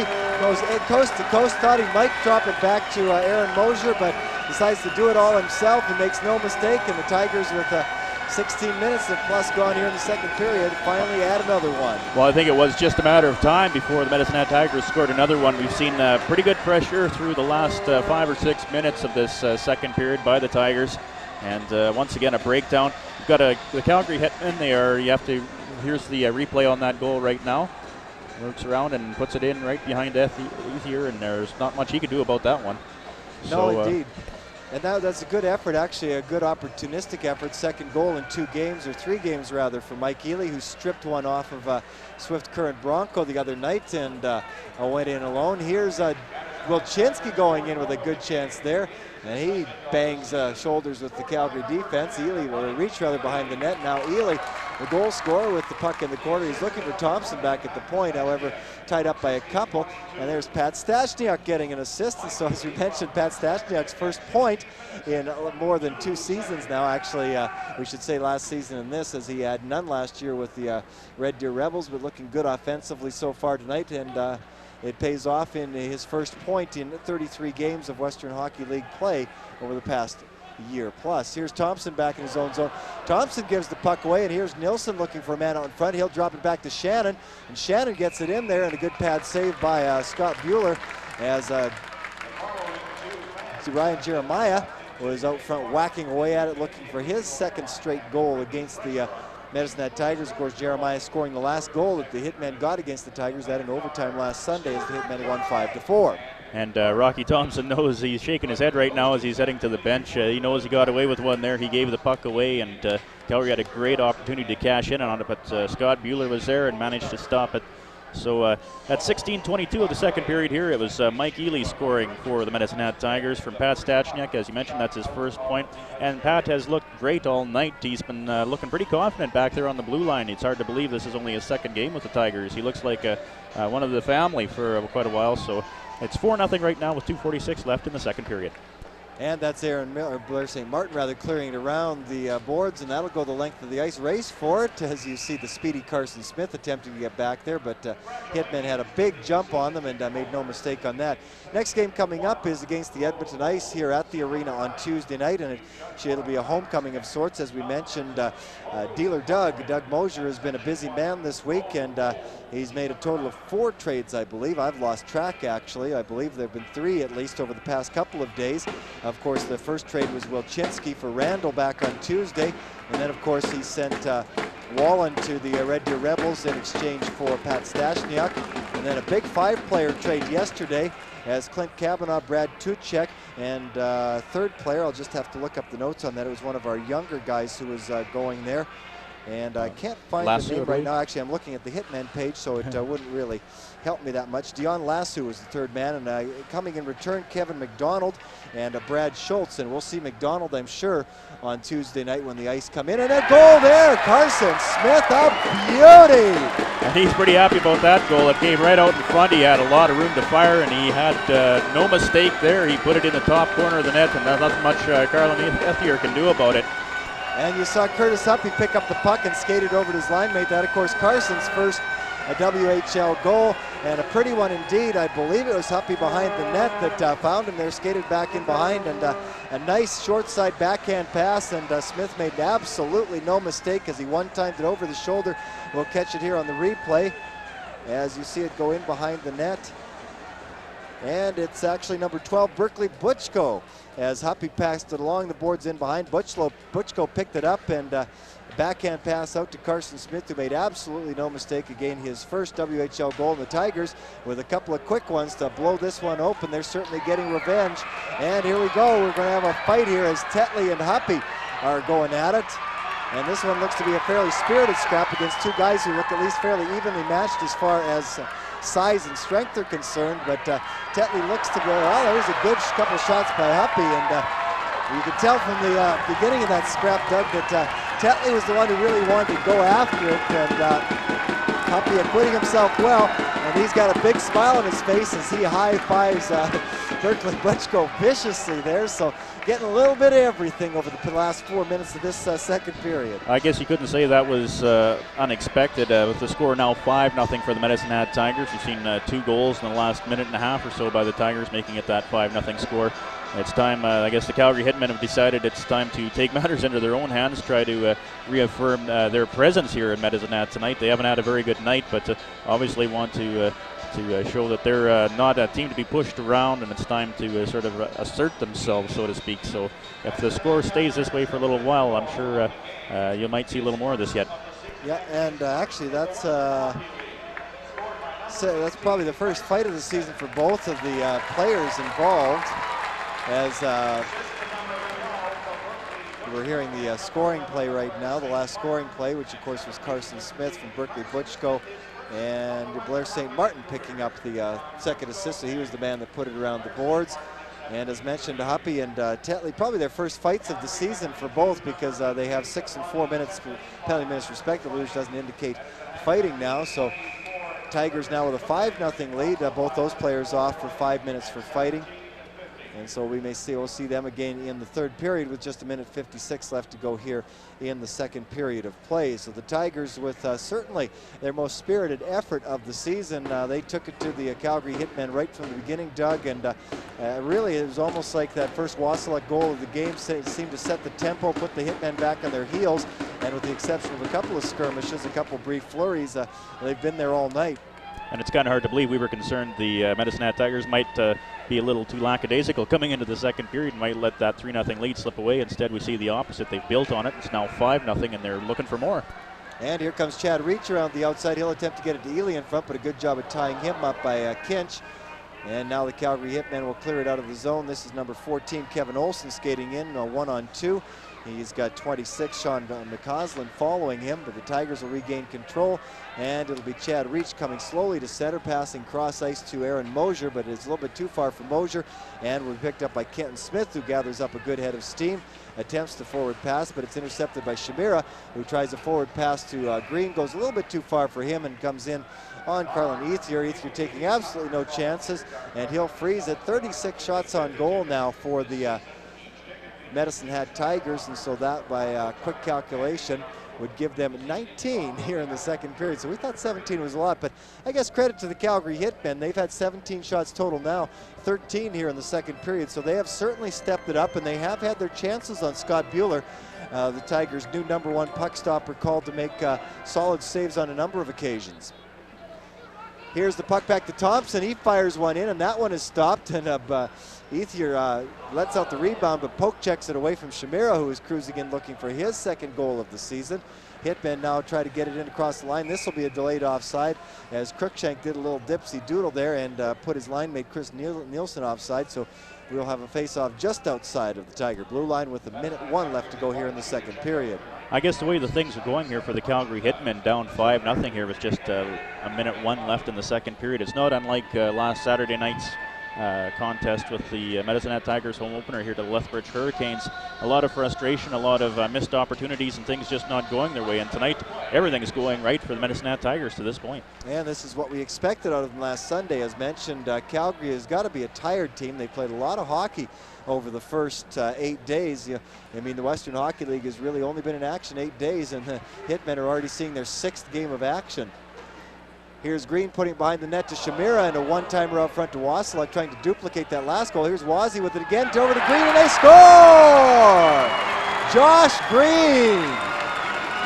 And Shamira standing up for Green after that one, as Green was slashed after the goal, and a few of the Tigers take exception to that one, milling in the corner there, as frustration, I guess, on the part of the Calgary Hitmen. I'm not sure who exactly did that, but after Green tucked that one over the shoulder of Ethier on the short side, it was a couple of the Tigers, notably Jason Shamira, sticking up for his more veteran teammate, and Shamira is going to be getting the box, and it looks like that'll probably be the only penalty, but you know, you stand up for your guys, and a very pretty goal there, a couple of tic-tac-toe goals as the Tigers, who had led 3-0 with 4 minutes left to go in the second, now lead 6-0 with 35 seconds remaining. As is the case against Swift Current on Tuesday or Wednesday, Doug, they explode with 3 quick goals and have really put this one, you'd have to say, all but out of reach. Well, that's right. The floodgates have pretty much opened at this point of the second period. It's the kind of offense we haven't seen from the Tigers, as you said, until Swift Current the other night, and I guess they didn't have it last night in Saskatoon, but they definitely have it tonight here at the arena. So that long silent bus ride certainly paid off, as Josh Green picks up his 4th goal, I believe, or 3rd goal of the season. Now, 4th goal will make that, and there's a shot that just goes wide off the stick of Jeremiah. 4th of the season for Josh Green, so he's off to a flying start. Trevor Wasiluk draws an assist on that one, and Jason Shamira with his 3rd point of the season, so the youngster acquitting himself well, and that is the siren. Second period of play is over with the Tigers up 6-0, and Doug will get you to run over those 3 quick goals, which basically turned this one into a blowout. Well, that's right, Eric. At 16:22 of the second period, Mike Ely scored from Pat Stachniak. That made it 4-0 Medicine Hat Tigers. Then just a minute and a bit later, at 17:38, it was Carson Smith from Berkeley Butchko and Blair St. Martin. That made it 5-0. Then at 19:25 of the second period, Josh Green from Trevor Wasiluk and Jason Shamira. That makes it 6-0, and that's the way it's ended here in the second period. The shots on goal for the Medicine Hat Tigers, 39, and for the Calgary Hitmen, 16. So the Tigers out shooting the Hitmen by a count of 22-12 in the second period. You mentioned, Doug, we were worried if the second period would be their bugbear, as the case was last year, whether they'd slow down, rest on their laurels, but they certainly did not. And full value for a 6-0 lead after 40 minutes of play. And we'll be back with third period action right after this. This period of Tigers hockey is brought to you by The 1996 People's Choice Award recipient as your favorite place to buy a computer, Memory Lane Computers has a wide variety of brand name computers and software for corporate and personal systems. As well, the friendly staff is here to assist you with the purchase, service, and support of your new system. Don't forget to get on the internet with Memory Lane Computers as your provider. Memory Lane Computers at 1221 Kingsway Avenue. Welcome to High Tech Paint and Collision. Stop in and check out the newly expanded office area and the expanded work area for complete auto body repair. But guess what? Same great people and quality workmanship. Also available in-shop downdraft paint booth for super automotive refinishing. Come on down to High Tech Paint and Collision, where friends are made by accident.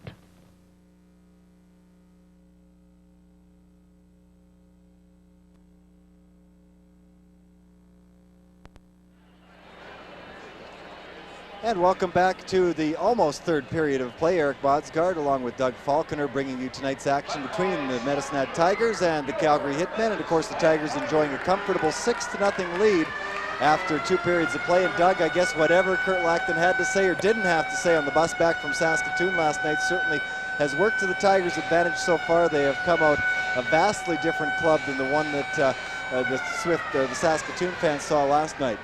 It's always been one of the sports teams, always one of those big questions is how will a team bounce back after a loss just the night before? Plus, of course, the long bus ride back from Saskatoon last night. I'm sure we could have been saying if it was 6-0 Calgary right now, we could have said, oh, the bus legs, there was a late night last night up in Saskatoon, and that's why the Medicine Hat Tigers came out slow. But it's quite the opposite of that. 6-0 for Medicine Hat here, and I guess you could say the same about Calgary. They're the ones that played in Lethbridge last night and lost, so both teams just had the day to get here to Medicine Hat for the game, and it's quite obvious which team showed up for it. And I know in baseball, when you have a chance, when you have a tough loss, often you can get right back at it the next day, which is kind of nice. And the Tigers probably grateful for that chance to get an immediate opportunity to erase the memory of that 4-1 loss to the Saskatoon Blades. Here's Calgary moving into the Medicine Hat end. They've got 1:13 to go on a power play. And that, of course, due to the fact that Jason Shamira took a roughing penalty with about 40 seconds left to go in the second period. So the Hitmen a chance to at least break the goose egg early on as Polak picks it up in the corner, and he'll fire at the length of the ice with 56 seconds left to go in the penalty to Jason Shamira. He, of course, is joined in the penalty box by Curtis Huppy, who is in there serving the rest of his 5-minute fighting major. He, along with Lonnie Tetley, going at it with about 4 minutes left in the second period. Puck is now poked out over the line by number 21, Josh Green, who is out there doing penalty killing duty along with Polak. Diwali back on defense as well, and he picks up the puck and he will backhand it out and send it harmlessly to center ice.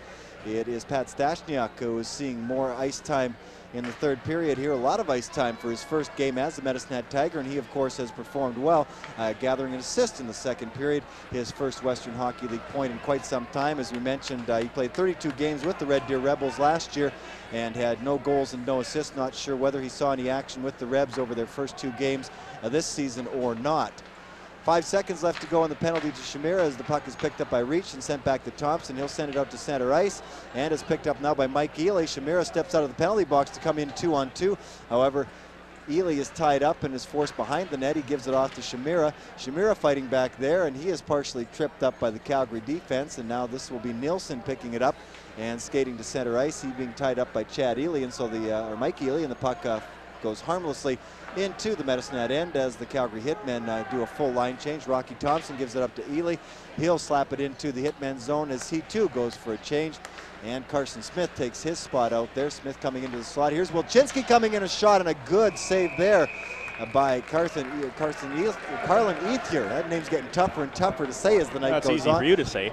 Ethier, a very smart move there, Doug, as he came out and cut down the angle and really gave Wilczynski not much to shoot at. Carlin Ethier has actually had a pretty good game tonight, even though it's 6-0. He's let in 6 goals. He has faced 39 shots. I guess it's 40 now with that one. And we should also mention the great job by the Medicine Hat Tigers killing off that last minute and 35 seconds of that penalty that Jason Shamira took just at the end of the second period. Calgary really had no pressure at all, and the puck was in the Hitmen end just as much as it was in the Tigers end. So from start to finish thus far anyway, the Medicine Hat Tigers have just dominated the Calgary Hitmen. And of course, as soon as we begin applauding Carlin Eath here and the job that he's done, we notice that number 33, Kirby Miller, who you just saw there, is now in the nets. And so they figured 39 shots enough for Mr. Eath here. He's been given the rest of the night off, I'm sure. And Kirby Miller will get a chance to strut his stuff. Of course, Kirby would more than likely be the number 3 goaltender once Aaron McDonald comes back into the nets, as he is certainly going to be the go-to guy for the Hitmen this season. Play kind of scrambly in the Tiger zone now, but it'll be picked up by Wilczynski, who dumps it up toward Carson Smith. He just taps it off his stick and then chases it down into the Hitmen end. He's tied up by Kevin Russell, and the two of them battle in behind the net for the puck. It comes loose, and Smith fighting valiantly for it. Of course, Carson with his first WHL goal there in the second period, and Barclay Butchko out there with him. Berkeley with an assist on that goal, and he is out there along with Trevor Wasiluk, and Smith up front, Thompson and Wilczynski back at the points. Good job by Wasiluk as this line continues to create problems for the Calgary Hitmen.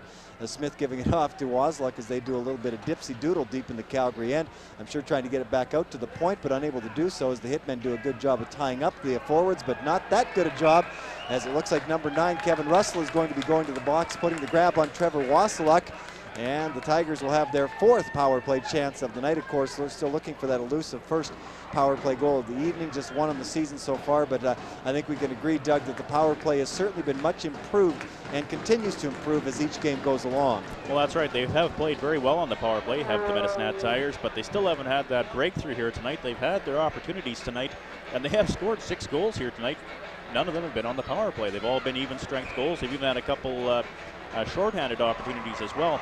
But I'm sure Kurt Lackton would really like to see here in the third period, see the Tigers get a power play goal just to get some confidence in those power play units here. And obviously this is the kind of situation the Hitmen weren't exactly wanting to be shorthanded when you're down 6-0. It's not a very ideal situation. Shamira wins the draw back to Stashniak, who passes it wide. Calgary gives it up to St. Martin, so the Tigers regain control. Here's Josh Green. He, the scorer of the 6th Tiger goal with the puck. He sort of loses it as Kenton Smith puts some pressure on him. Back over to Stashniak. He shoots, and a pad save there as Kirby Miller comes out to challenge and block the shot. And that's one difference I noticed between the two goaltenders, Doug. Carlin Eath here more content to stay back in his net, try to play the angles properly, whereas Miller seems to be more of a challenge goaltender. He's going to come out and kind of make you work for the shot. So maybe the Tigers perhaps could look at finding the man off to the side there and taking advantage, maybe moving in and deking out Miller and taking advantage of his gambling come-forward style. That's right. Miller does look like he plays a little further out in the net, so they might be able to get an opportunity to do that here in the power play. Here's Green with the puck. He wheels around and tees it up. A shot there, and that goes off of, I believe that's Jason Shamira who's down, and I'm not sure exactly where it caught Jason, but he's seeing a few stars here as the fans give him a well-deserved round of applause. He may have caught that one up high. Dale King, the trainer, out to tend to his fallen youngster, and Shamira is going right to the dressing room, so we'll hope for the Tigers' sake that nothing is wrong with young Jason Shamira, who's been a standout, I think, for the Tigers over the past week or so. He, along with Carson Smith and Berkeley Butchko, logging a lot of ice time tonight, Doug, and has certainly shown that they're not looking out of place as they kind of get their seasonal legs underneath them. No, they've looked very much like a team of Medicine Hat Tigers tonight. He's been mixing up, Coach Kurt Lackton's been mixing up some of the lines, not getting some of his young players out there, and they have looked right at home there. So maybe things are finally starting to click for the Medicine Hat Tigers at this point. There's a headman pass for Josh Green, just a little bit too far for the speedy Medicine Hat forward, but Chad Reach will pick it up and bounce it off the side of the net. It goes right to number 21, Aaron Shreves, and he puts it the length of the ice. Won't be icing, though, as it goes right onto the net, and Scotty Bueller takes it and leaves it behind the net for Stachniak. Here's good pressing by the Calgary Hitmen as they have it in behind the net. Can't quite catch the number, but it goes back to Brady Austin at the point. He'll just dump it in where it'll be picked up by number 14, Kevin Olson. Olson leaves it and gets it out in front, but Chad reaches there to intercept and bring it up to center ice. Tries a cross-ice pass for Green, but that's going to go the length of the ice, and icing is the call against the Medicine Hat Tigers with 15:29 left to go here in the third period, and the Tigers continuing to hold a comfortable 6-0 lead. And just 41 seconds left in the Medicine Hat Tigers power play. They haven't really had any opportunities thus far, as we just saw the Calgary Hitmen actually had a fair bit of pressure in the Medicine Hat zone, managed to keep the puck down there, kill some time.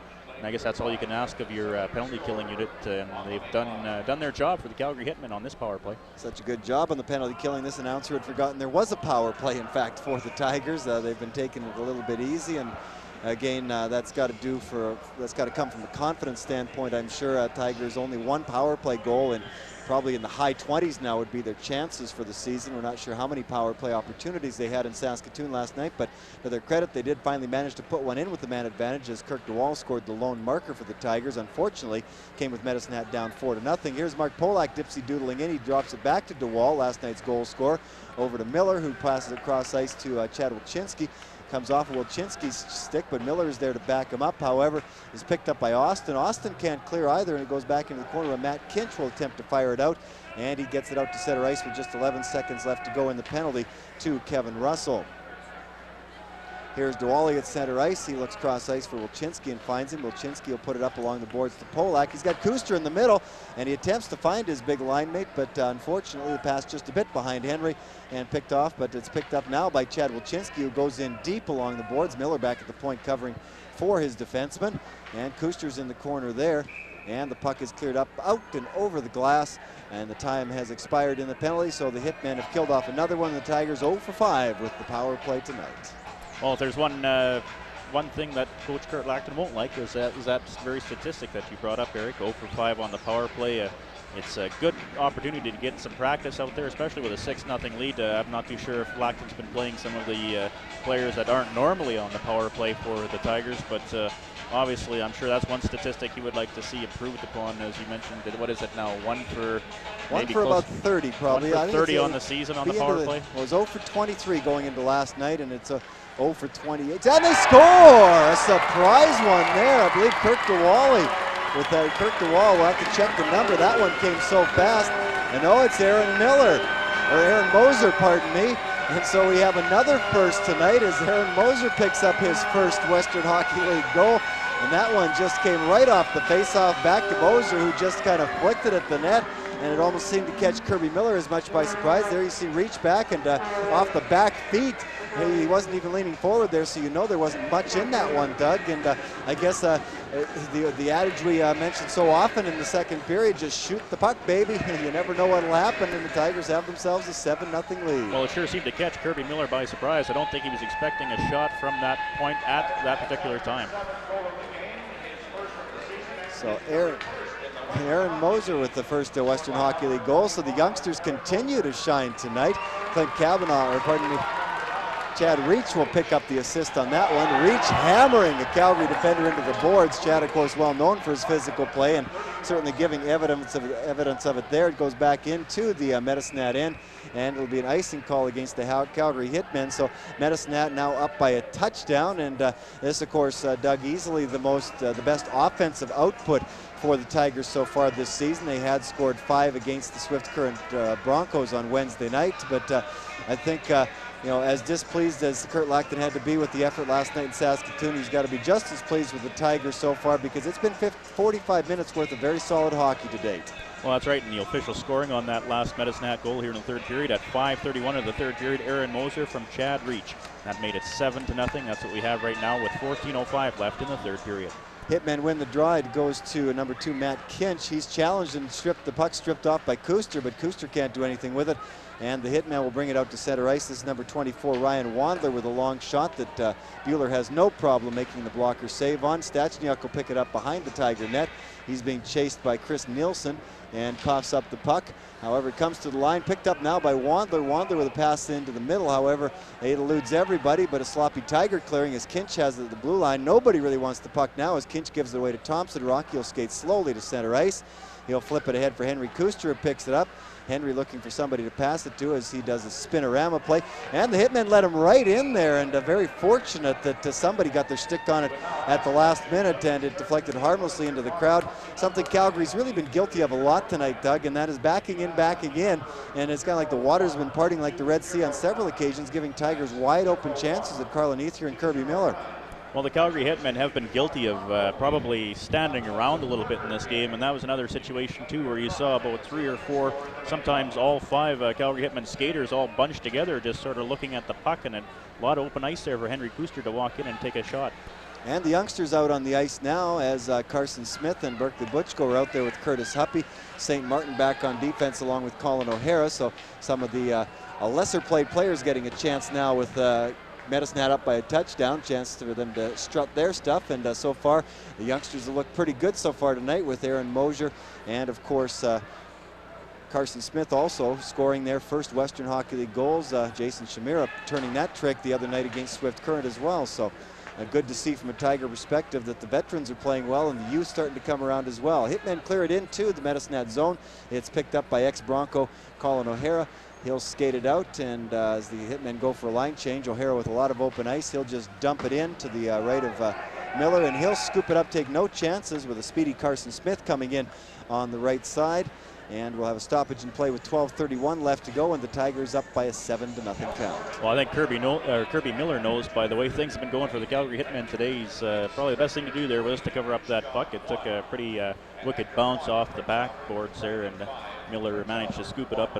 And we did mention Kirby Miller came in at the beginning of the third period, filling in for Carlin Ethier, who saw a lot of rubber in the first 2 periods play, and they decided to give him the rest for the rest of the night anyway.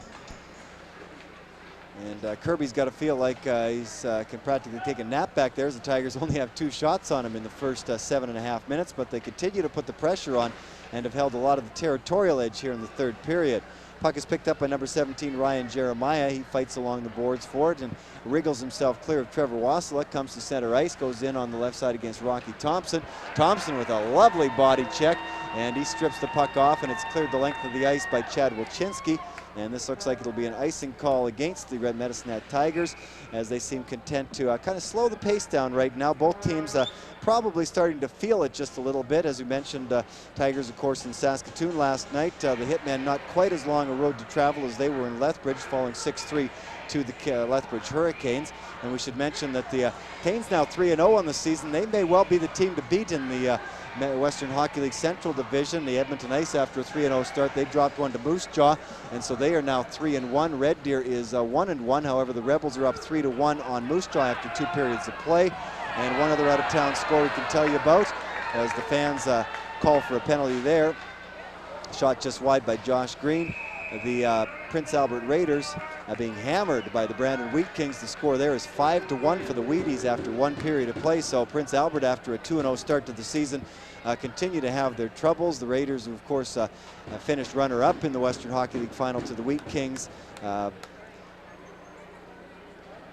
started off 2-0 and lost in Edmonton and Red Deer, and now look like they're on their way to a loss to Brandon to fall to 2-3. And we have a penalty coming up to the Calgary Hitmen, and Doug, you can maybe tell us more about it.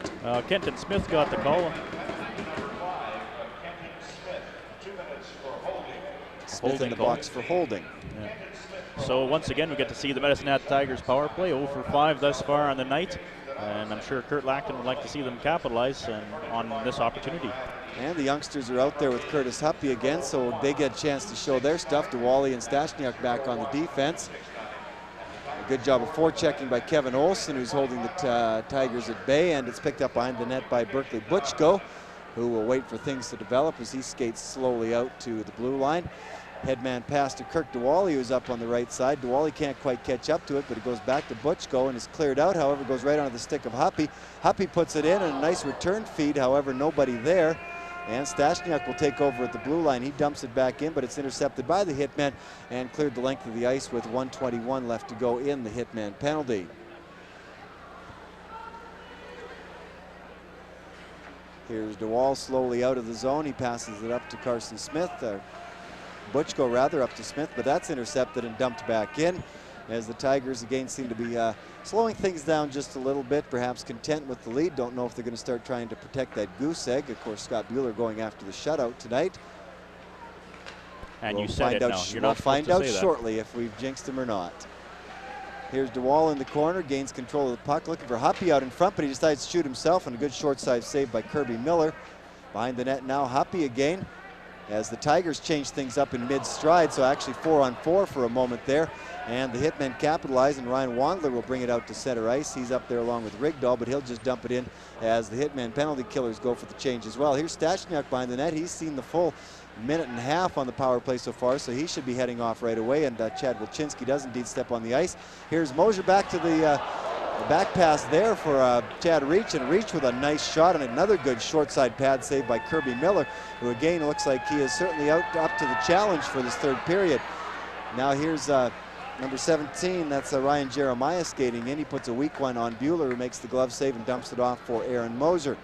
Moser being harassed by Jeremiah, who pokes the puck off of him, but it goes back to Wilczynski, who gives it off to Reach. Reach gathering his head of steam in on the right side, and he can't quite get the backhand shot away, as he and everything else, puck included, go through the net. Here's a pass to Moser, and a backhand shot just wide. It'll go over to Wilczynski at the other point. He passes it over. That's Reach. Nice back pass to Moser. Shoots, and there's Ely, and he scores. Well, pretty passing play there. Just like the last goal, Eric, it came shortly after their power play expired. So the power play not quite clicking again, but the Tigers doing everything right. And Mike Ely, the recipient of that one, and he scores his second goal on the night. So Mike off to a good start of the season, his third goal in 3 games. And you got to credit Curtis Huppy on that one. A beautiful blind back pass over to Chad Reach, who banged it at goaltender Kirby Miller. Miller made the pad save, but it skittered over to Ely, who had a wide open net and made absolutely no mistake with his second goal of the game. Here we see Reach coming in, and then he goes right through the net there. It'll be picked up by Ely. And the camera not quite on it there, but here's the back pass coming. Wilczynski will get it over. There's the lovely back pass, the good chance by Moser, and Ely makes no mistake, so Moser will get the assist. So Reach gets an assist on that one as well. Those three working very well together, so the youngsters make things pay off. Here's the Hitman again, number 10, Chris Nielsen in there, and perhaps the best save of the night there for Scott Bueller, as he stuck out the big pad and kept the shutout intact, with the Tigers now leading 8-0. Here comes Nielsen again. Dipsy doodling in, he loses the puck. Is a good job there of riding him off into the corner. Puck comes back to Kinch. O'Hara back there busy with Nielsen still. And it goes around to Wandler behind the net. He attempts to center it, but nothing doing there, as Berkeley Butchko doing a good job of shielding the Hitman off and allowing Scott Bueller to dump down low and get the big glove over top of the puck and keep things harmlessly out of the way for an upcoming whistle. With 8:32 left to go, and the Tigers with a commanding 8-0 advantage. Well, there's not much that has gone wrong for the Medicine Hat Tigers tonight, not much that's gone right for the Calgary Hitmen. I'm sure their coach has to be very frustrated with this effort. Coming off a 6-3 loss last night to a pretty good Lethbridge Hurricanes team. Let's give them credit. They got a pretty good team down Lethbridge this year. And 6-3 is, you know, it's a loss, but not bad. But he's not going to be happy with the way his team bounced back here. 8-0 with 8.5 minutes left in the third period. Boy, I would not want to be in the Calgary Hitmen locker room after this game, but in the Medicine Hat Tigers locker room, there's going to be a fair bout of celebration if this holds up. Well, we'll have to see. It's still a split on the weekend here, so you know Kurt Lackton will want consistency out of this hockey club more than anything else, and they're getting the good performances here. They just got to start eliminating the bad ones. Here's Kuster coming in. Polak rifles one that goes off a leg and just wide. Picks it up again behind the net, attempting to get out in front to Aaron Miller, who's tied up. Polak will hold on to it and look for the open man. Skates around to the center, back to DeWall at the point. He'll tee it up, and a shot just whistles wide of the post, as the Tigers looking perhaps to hit double digits before this one is all said and done. A high shot wide there by Thomas Migdal, as the Hitmen look for just a semblance of anything here. Perhaps just want to get out of the building with 7:55 remaining. Chasing it down in the corner is Ryan Jeremiah. He's pinned against the boards by Kirk DeWall. Jeremiah coming up with it. It comes out to the point. A shot by Smith as it gets in there, and a good shot there as the puck is scrambling in front. And Scott Bueller getting down low and got a good look at that puck and hit him right in the Tiger, I believe. And the Hitmen, they're just their 19th shot of the game, as the Tigers have outshot the Hitmen 45-19. And again, I guess you're tired of saying it, Doug, but pretty well indicative of the way play has gone tonight. That's right. That's the way things have gone. And on that 8th goal by the Medicine Hat Tigers tonight, it came at 10:38 of the third period. Mike Ely from Aaron Moser and Chad Reach. So it's 8-0 now, Medicine Hat Tigers. 7:43 left. It's going to be interesting to see how the Hitmen play in this last portion of this game. Or the Tigers, indeed. Will they be hungry for more? Here's Green across ice pass to Wasilek. Wazzy trying to cut in using the speed, and there's a leg save by Kirby Miller. Hitmen gathered up behind the net as the Tigers continue to press. Nice to see them not letting up here. I'm sure that Coach Lackton told him he wanted a full 60 minutes out of them, and there's Green with a from behind the back, not quite a wraparound, but an out in front backhand attempt that Miller stops on the short side. Wasilek will now cruise into the corner. And Green again attempting to get it from behind the net. Not a whole lot of checking by the Hitmen in their own zone. The Tigers are pretty well being allowed to set up shop and do what they want. As a result, maybe concentrate on the pretty passes. There's another shot out in front, stymied. Goes back to Wilczynski at the point. He fakes the shot, gives it off to Green, but it'll come back to Wilczynski on the poke check. The big defenseman comes in and centers it out in front, and Green with a lovely chance for his second goal of the night. However, he couldn't quite corral the pass, and it goes to the Hitman. Out to center ice goes number 12, Brad Cruikshank. He fires a long one that goes off the glove of Scott Bueller and just wide. Rocky Thompson picks it up and attempted to pass to Josh Green, but it would have been a two-line offside. There's no offside, no icing on that one, as the referee, the linesman, rules that it did indeed touch Kirby Miller when it bounced off the boards. This one, though, will be icing as Rocky Thompson goes back to touch. It was 6:22 left to go here in the third period, and the Tigers holding a commanding 8-0 advantage. With an 8-0 advantage at this point of the game, Eric, this is where you start to wonder what kind of method the Calgary coach will use. Is this the kind of game with 6:22 left that you just want to get out of the building, or is this the kind of game where he's going to try to maybe assert themselves in the form of maybe some rough stuff here yet in the game? It's going to be interesting to see how that unfolds in the next 6:22.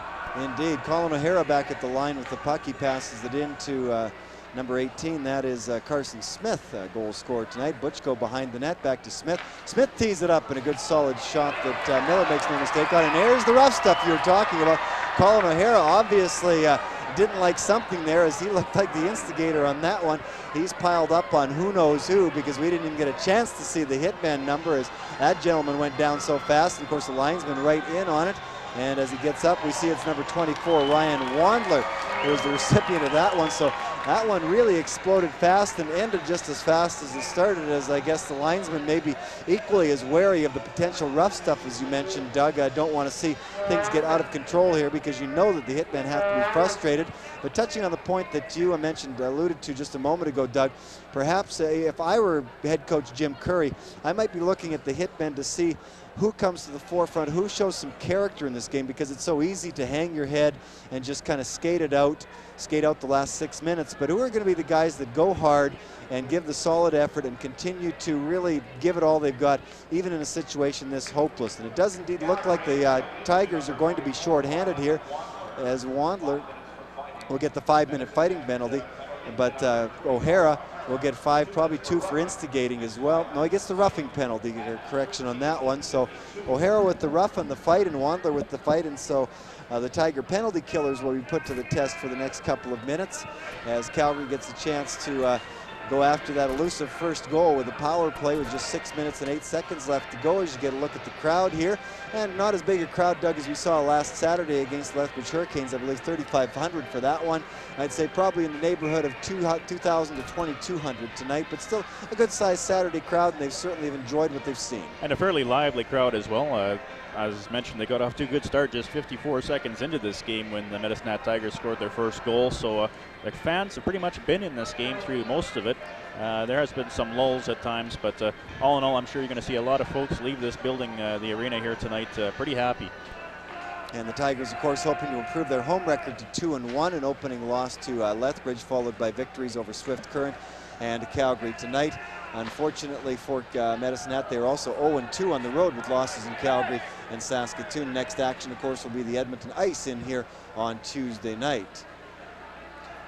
Here comes Smith with a shot, and that doesn't make it through. Another one, a kick save there, actually a blocker save as Scott Bueller got down, and Hitman almost kicked the puck into the Tiger net, as the Hitmen come dangerously close with about 30 seconds gone here in the penalty to Colin O'Hara. Here comes Chris Nielsen coming in on the right side. He is bumped off the puck, and Polak makes no mistake. He flips it out, and here goes Josh Green in a race with Smith. Green gets in there and shoots, but it goes just wide of the net. Green attempting a back pass there, but it's gobbled up by number 2, Matt Kinch. He comes to ice, comes to center ice, and gives it off to Ryan Jeremiah. Jeremiah headmans the puck, and we almost had a second penalty there, could have very easily. And there's another shot by at the point, another shot there. It's coming so fast and furious, can't even tell who's doing the damage. And Matt Kinch got that first shot away. Miller clears it out of harm's way and then ties it up along the boards. Rocky Thompson in there as well, as the Hitmen certainly looking very lively on this power play. as they realize that it might be their last chance to perhaps dent the armor of Scott Bueller, who has looked impregnable tonight in the Medicine Hat net, stopping all 21 shots that he has faced so far.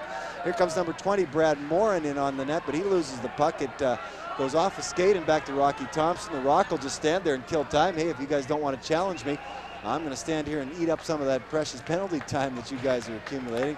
And eventually he puts it up to Miller, who just clears it into the Hitmen zone with just 16 seconds left to go in the roughing penalty to Colin O'Hara. Hitmen with one last rush here as it goes into the corner. And it's Chris Nielsen battling in there along with Blair St. Martin. St. Martin will win that battle and put it up to the point. Very lucky to get it off the stick of Jeff Oldenburg and out to center. And stepping out of the box is Bradley Butchko as the Hitmen come in. And a harmless shot there. Tigers have killed off the penalty as it's rattled around the boards, and Chad Wilczynski will chase it down and clear it the length of the ice. Not long enough for icing, though, as there's a race between Miller and Wasiluk. Wasiluk will get there, and he tries to pass it over to Butchko. Butchko has it but loses it.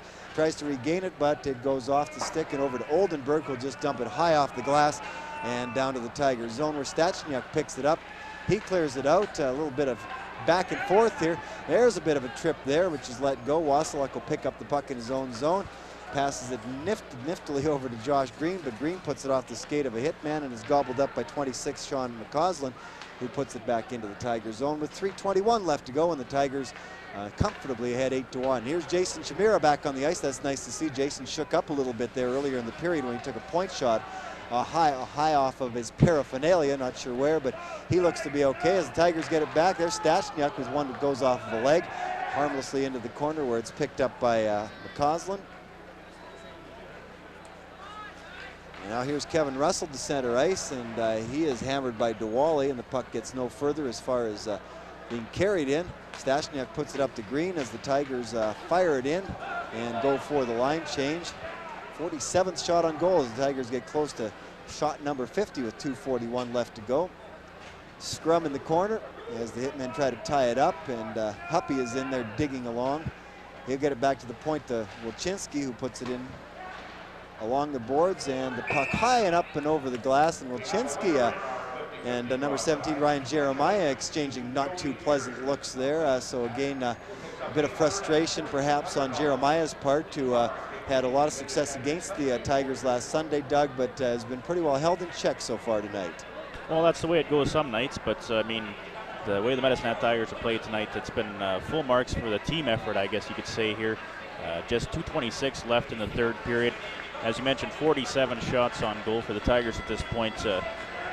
Just a full offensive effort, and of course they've been playing very well defensively.